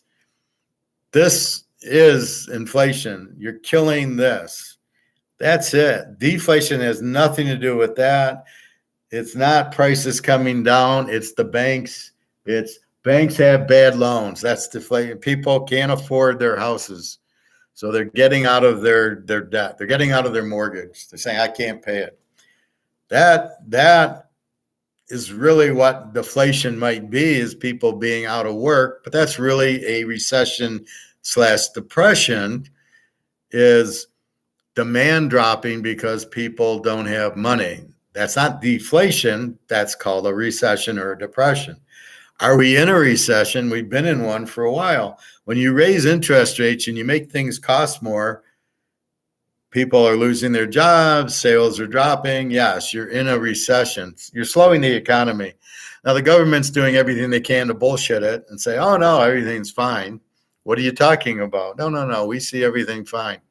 And that's really what is the problem, is people are looking at it like that, going, well, if the government says everything's fine, it is. This is the beauty of eBay. It's black and white. What's the card selling for? 300,000.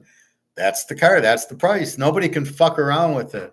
The government prints these statistics and everything else, and they fuck around with it. So you don't know what to believe. Oh, inflation's only 2% now. How the fuck do you know? Based on what? Oh, based on the Barry Bonds card only being worth 200 instead of 300. That's inflation going down. No, that's the market dictating it. And this is what they keep missing, is the market.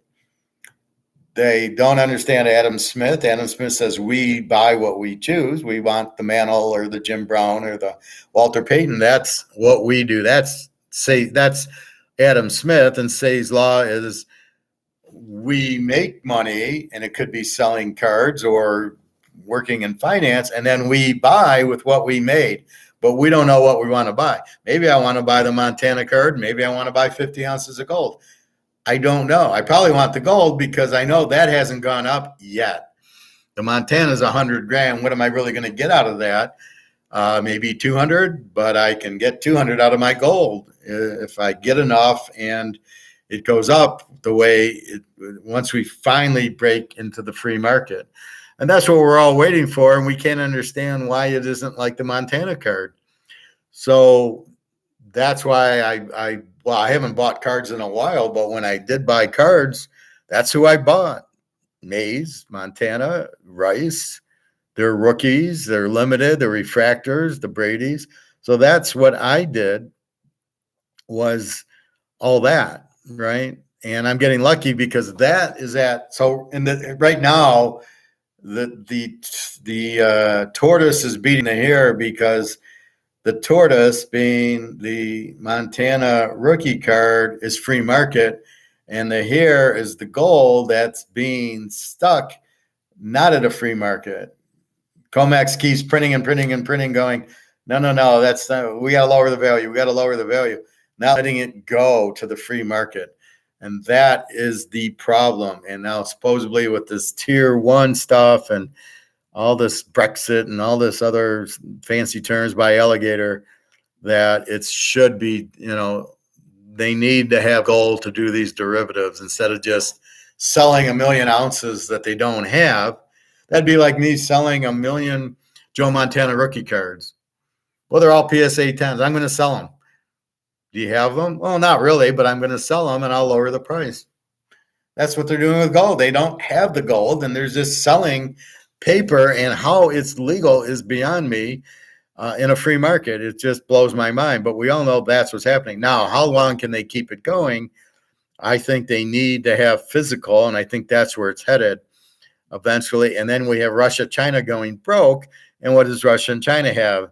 China's got 60,000 tons of gold. I'm pretty sure they would love gold to go to 50,000 an ounce. Now, maybe that's what the U.S. is doing, is keeping the price down, because they know China and Russia have all the gold and they would be rich and we don't have any gold. We'd be fucked. And maybe that's what's happening. But what they're not seeing is this going to zero. You're inflating the shit out of this and they don't get it.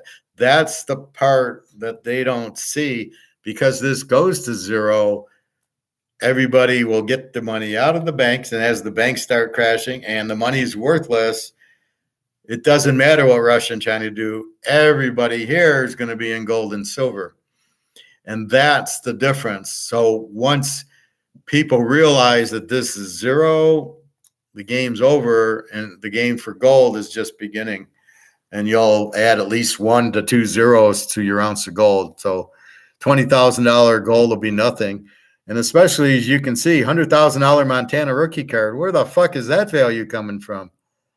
$100,000 for Peyton card, $100,000 for Jim Brown. God knows what the Mantle 10 is. If you can find one, it's got to be maybe 10 million. I mean, it's 300,000 for a PSA 5.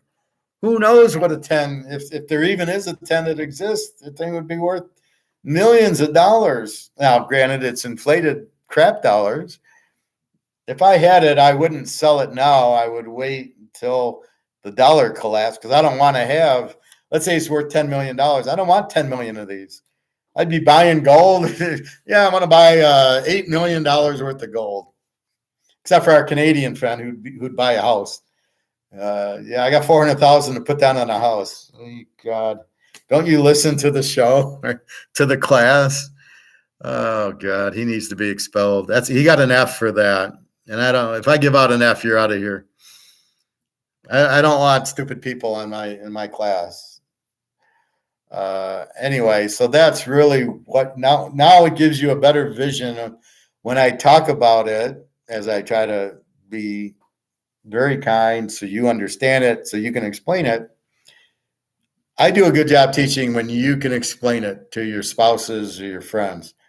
So you can say, yeah, this is what professor said, and you know what you're talking about and you explain it. I did a good job. If I talk in Chinese, like half of these people, and I'm like, I don't know what you just said. I didn't do a good job explaining it. All I did was talk in Chinese, gibberish, that like Rick Rule and like Reichert and this Fed person, and half these people can't talk in English. They talk mumbo jumbo because they don't know what they're saying. They're just saying, extra virgin olive oil. I don't know what it is and when to use it, but I know you should use extra virgin olive oil. I mean, that's how some of these guys are. They'll hear, they won't talk about Say's Law because they can't explain it. They'll talk about some principle. Oh, it's the Eisenhower principle. What is that? You're just making these shit up. Oh, you're throwing around a word because you heard it, but you don't know what it is. You can't explain it. And I never talking. I tell you, Say's law is supply creates demand. It's us making money and spending it. That's what I tell you what it is. You know what it is. And that's what frustrates me is these idiots. But this is the frustrating part about gold. You can see where it should be if the fucking Montana rookie is 100 grand. You telling me that there's no more demand for gold than Montana rookie card? Really? Okay. I believe you. So that's why I'm so optimistic about what the real prices are. It's getting to the real price, but when you print 10 trillion of these, we're getting real close to letting gold go to its real price. And they'll probably keep trying to stop it, but eventually you're not going to be able to, because once silver hits 200 and people realize that really has a value and it's cheap, it's just, that's why I keep buying 20 ounces here. I'm buying 20 ounces for $550 and laughing. I'm laughing all the way home because I know it's a $2,000 an ounce coin, at least. Maybe more, because it's going to be 10% of gold, and gold's going to hit 100. If Joe Montana rookie's 100, I got to believe gold's going to be 100, which puts silver at 10,000. And we're buying it for $26 an ounce. This is why I say what I say. You can clearly see where I'm getting my philosophy from. And that's the difference. Or as Bobby would say, that's the bottom line, because Stone Cold said so. Exactly. And we smell what they're cooking. So, I mean, this is very obvious what's happening. All right, that's it for today. I'll go through the trade cycle maybe Tuesday. I'm getting more used to these 9-hour shifts. So I think, I don't know. I tried to do it Friday night, and I didn't get a lot of views. And I did it 4th of July because I was off, and I know there was very few people on with me, but then I leave it on, and the idea is watch it. But I missed the live where you can actually ask questions and stuff. Like Bobby knowing, what are you cooking for dinner tonight? I mean, those are very important questions in the class. That's okay, Bobby, no problem. But that's why I keep stacking. We're about 6 moves ahead of everybody else. No problem, Bobby. You're all right, Bobby. So we're about 6 moves ahead of everybody, right? We know the dollar's collapsing. Step 1, we know this is 0. Step 2, we know the only out is gold. Step 3, we know gold and silver are being held down, not Montana price. It's being held down. And then step 4, as people start realizing it and going in, they won't be able to hold the price down. And we know the price will be 50 to 100,000 as the Montana and the Walter Payton and everybody, they're getting 100,000 for that. And this is inflated dollars. So we know gold and silver, we are buying it so fucking cheap. It's like buying the Montana. Let's say what was it? The Mantle card was a PSA 1 for what, 100 grand. That's about what silver is, right? So we're buying it extremely cheap.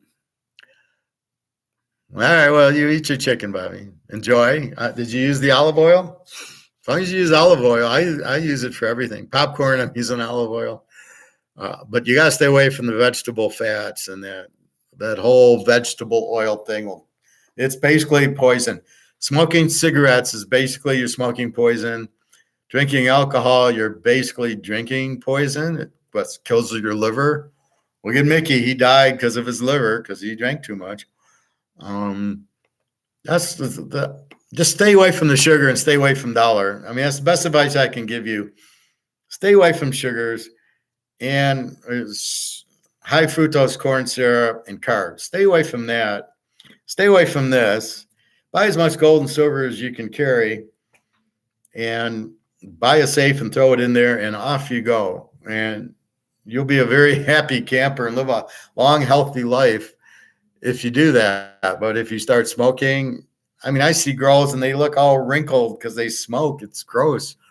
Or the drink, you get Jenna's got high blood pressure from drinking. or the veggie oil or fried foods is the worst thing you can have. Be careful on your sweet fruit, cherries and watermelon, just a little. I had some because it's summertime and I don't normally get them, but I got to be careful with them. How about jasmine rice? Is that a no-go? I don't know what jasmine rice is.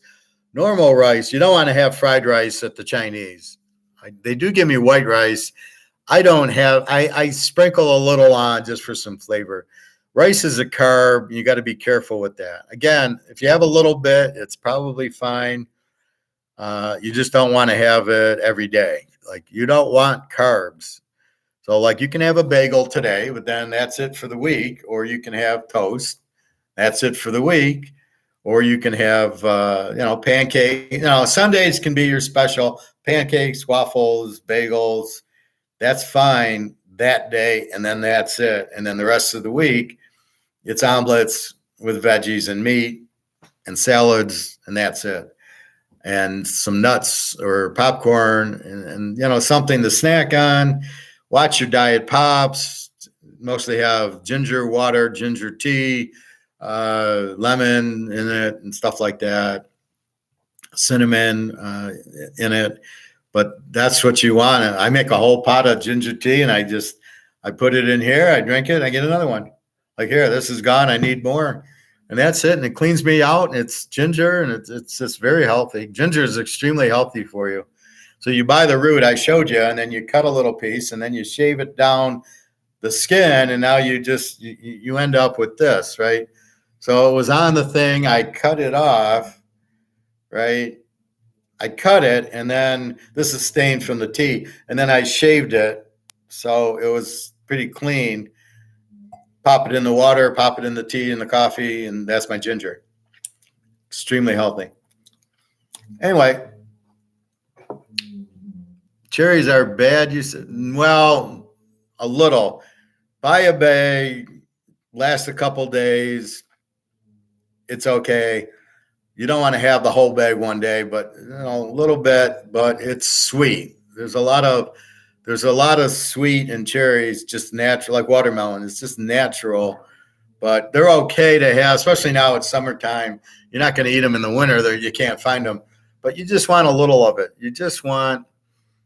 Really what you want is grab a handful and eat it, but it's so hard to just grab one handful. But yeah, you grab a couple handfuls, have a snack instead of candy or M&Ms or Oreos or something. So those you definitely want to stay away. I'd rather have cherries than Oreos, okay? So that's fine. Is there a particular popcorn that healthy to have for a snack? I get the kind that's actually the kernels. So I buy a bag of kernels or Orville Redenbacher or Meyer brand or it doesn't matter. And then you put the olive oil into the pot. So you pour this into the pot, put a few kernels in, let it heat up. It'll start popping. And then I put in like 2 handfuls of kernels.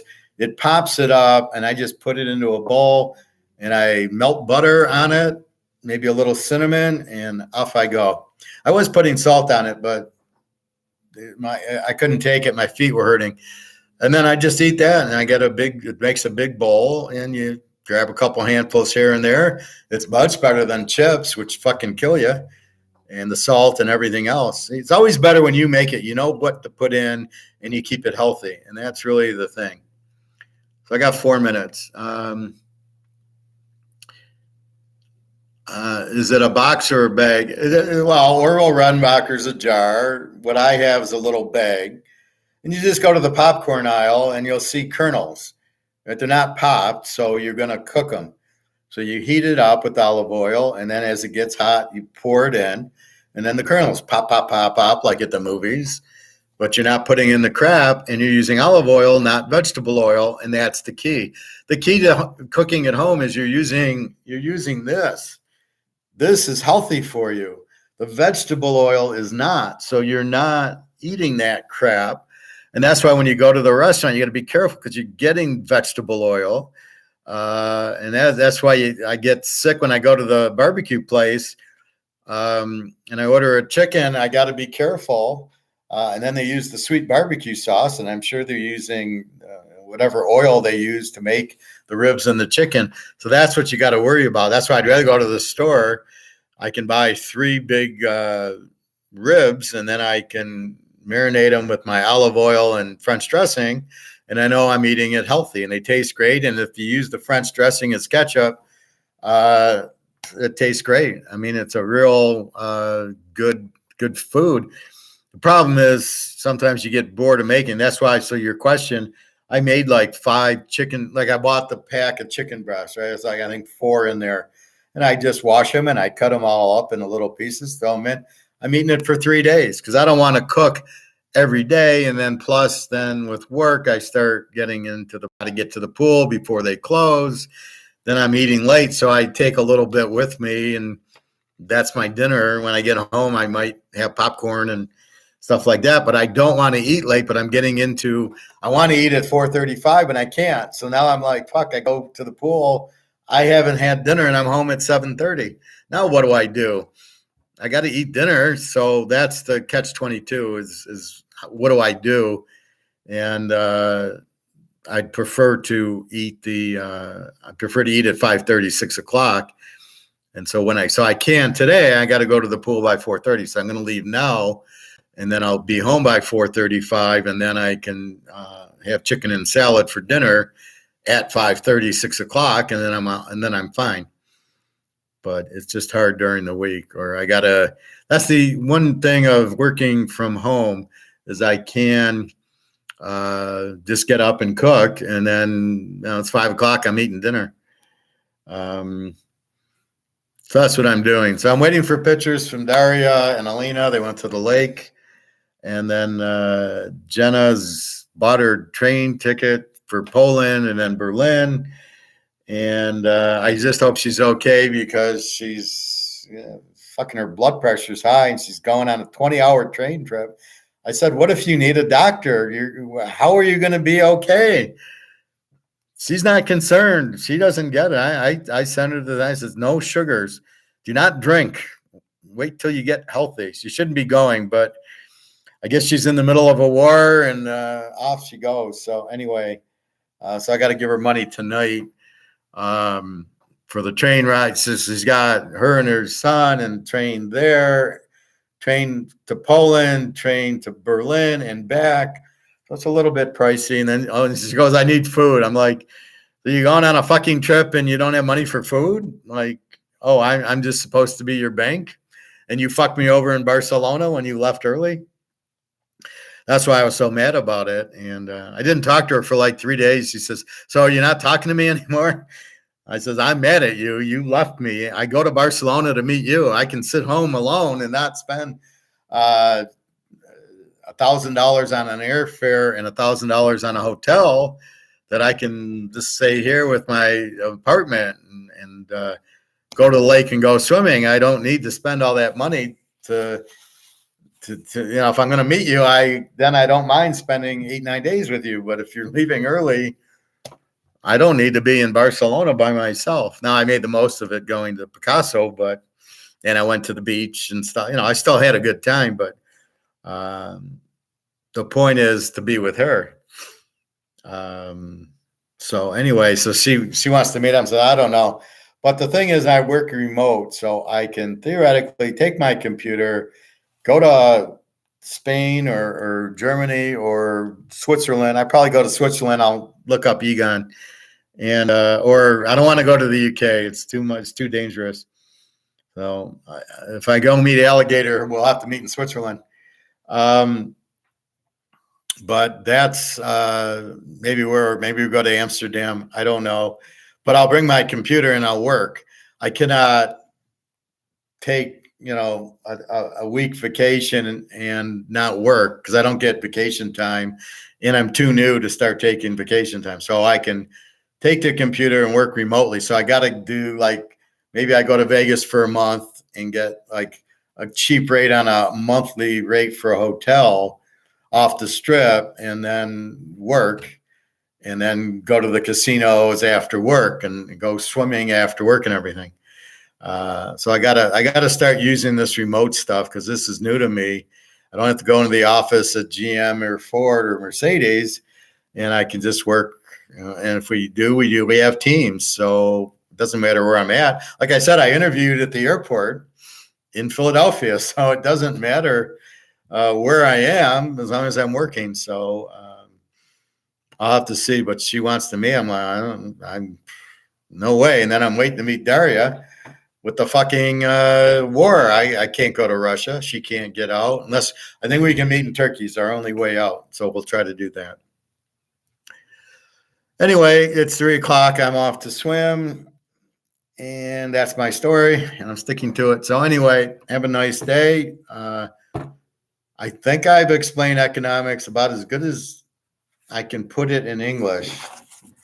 And I will try to do what you said, Bobby, and talk to Andrew McGuire and get on his show and say, okay, stop fucking around with these idiots. Now you go to a real economist.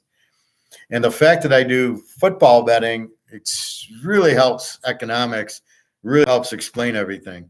Because most people aren't seeing that, like here with the Montana card. They're not seeing gold like that. They're just seeing gold. They don't understand it. But when you see the Montana card for $100,000, now you get what's going on with gold. People will spend $100,000 on a Montana card. They will spend $100,000 on gold. And once people realize that, they'll buy the gold. But they think it's a $2,000 asset. And they probably thought the same thing with Montana. Anyway, have a great day. Thank you very much. Bobby, yeah, you need to get on that and show them what the deal really is. Well, I've been trying. Like I tried to get on that Liberty and Finance with the idiot father and son, but they don't even respond. They keep having these idiots, and I keep bad mouthing them. I go, you guys are idiots. Who's the idiot asking the questions? It takes them a minute to ask a 5-second question, and we don't want to hear the question for 10 minutes that we already know the answer to. So what really is inflation? So I'll try for it, but that's why I just keep doing here. Okay, my outlet is right here. It's on YouTube. Anybody can watch it. If you just Google gold or Austrian economics or football or, master's class, you'll see me. That's why my title is so big. It's football, it's sports, it's gold, it's handicapping, it's economics. So there's many things that are going to come. Problem is because I don't have kids and I don't do the money, it doesn't really get into the algorithm. So I'm not as well seen as I should be. So you really got to dig into it. Unfortunately, so if you just did gold, I don't know if I'd show up, but and I'm not sure how to do it. Anyway, if you're having problems with your Google, there's a manage to get to the photos, and then you can sort them by size, and then just kill the big. And it's mostly the videos, not the photos. The same thing with the Gmail. Just type in, like, I think it's this size. I think it's size or something. .. 5 FBs. It'll show all the files that are greater, which again are probably mostly documents and videos and stuff. And it's a lot of old shit. So I just deleted 8 years of old shit. That it's 2023 and I'm deleting 2008 and 2009, which I'll never look at. So anyway, keep that in mind if you're running into storage issues on Gmail. Otherwise, off to the pool. I'm going to grab a quick piece of chicken to take in the car, and I need to go to the grocery store because I am out of quite a bit. I got a lot of veggies, and I made my chicken. Outside of that, I'm in trouble. So have a nice day, Bobby. I'm glad you – thank you, Bobby. I appreciate it. I hope you learned. I know you learn here. But I hope I help you get all the concepts. So now you can compare it to a Mano card, or you can compare it to a Montana rookie. And then when I say gold at 50,000, I'm not really that far off. If the Montana rookie card's getting 100,000 in a real market, it's $100,000. There's two of them. One's 1.25, one's 100,000. So it's, you can really see what I'm really talking about. And I think the visuals are what I try to do. All right. Have a good day. Thank you very much. Enjoy your Sunday. I'll probably try to be back on Tuesday after swim. So I don't know that because I'm working till 5 and the pool closes at 8, It used to be 9:30. Now it's more like I'm tired. Let me go to the pool, get that done at 5:30 till 6:30, and I'll be back like 7:30 for a night class like Tuesdays and Thursdays. Friday I can do in the afternoon, and then of course Saturday, Sunday this time. Anyway, good luck on the baseball if you bet it. Good luck on the football. It's soon, and we'll get back into. We did college yesterday, so if you want to hear the college, go into yesterday's show, and I did the videos of the lady and a few other people, and a few highlights. So interest rates are going up on mortgages. Housing sales are dropping. The prices are dropping, as you would expect with higher interest rates. Costs go up. It's a simple formula. The more you charge for something, the less you sell. And that's why, how many people are buying the Montana for $100,000, but they will because it's worth it.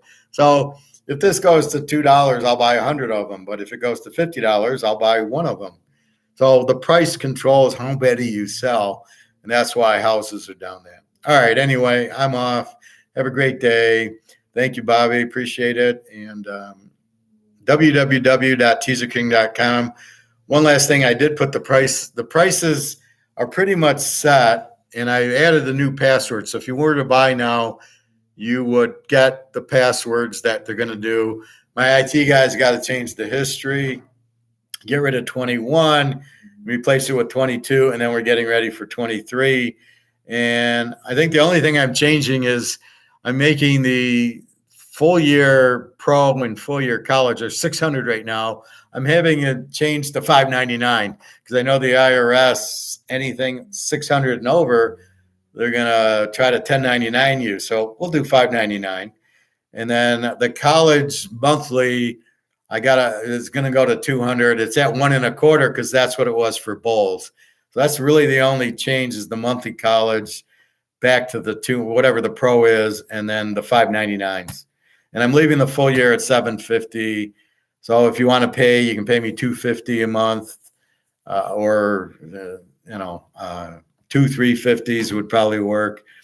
So I'm well aware if you don't have the full $750, but you want to do payments, we'll start them soon. But I'm open to that for people that I've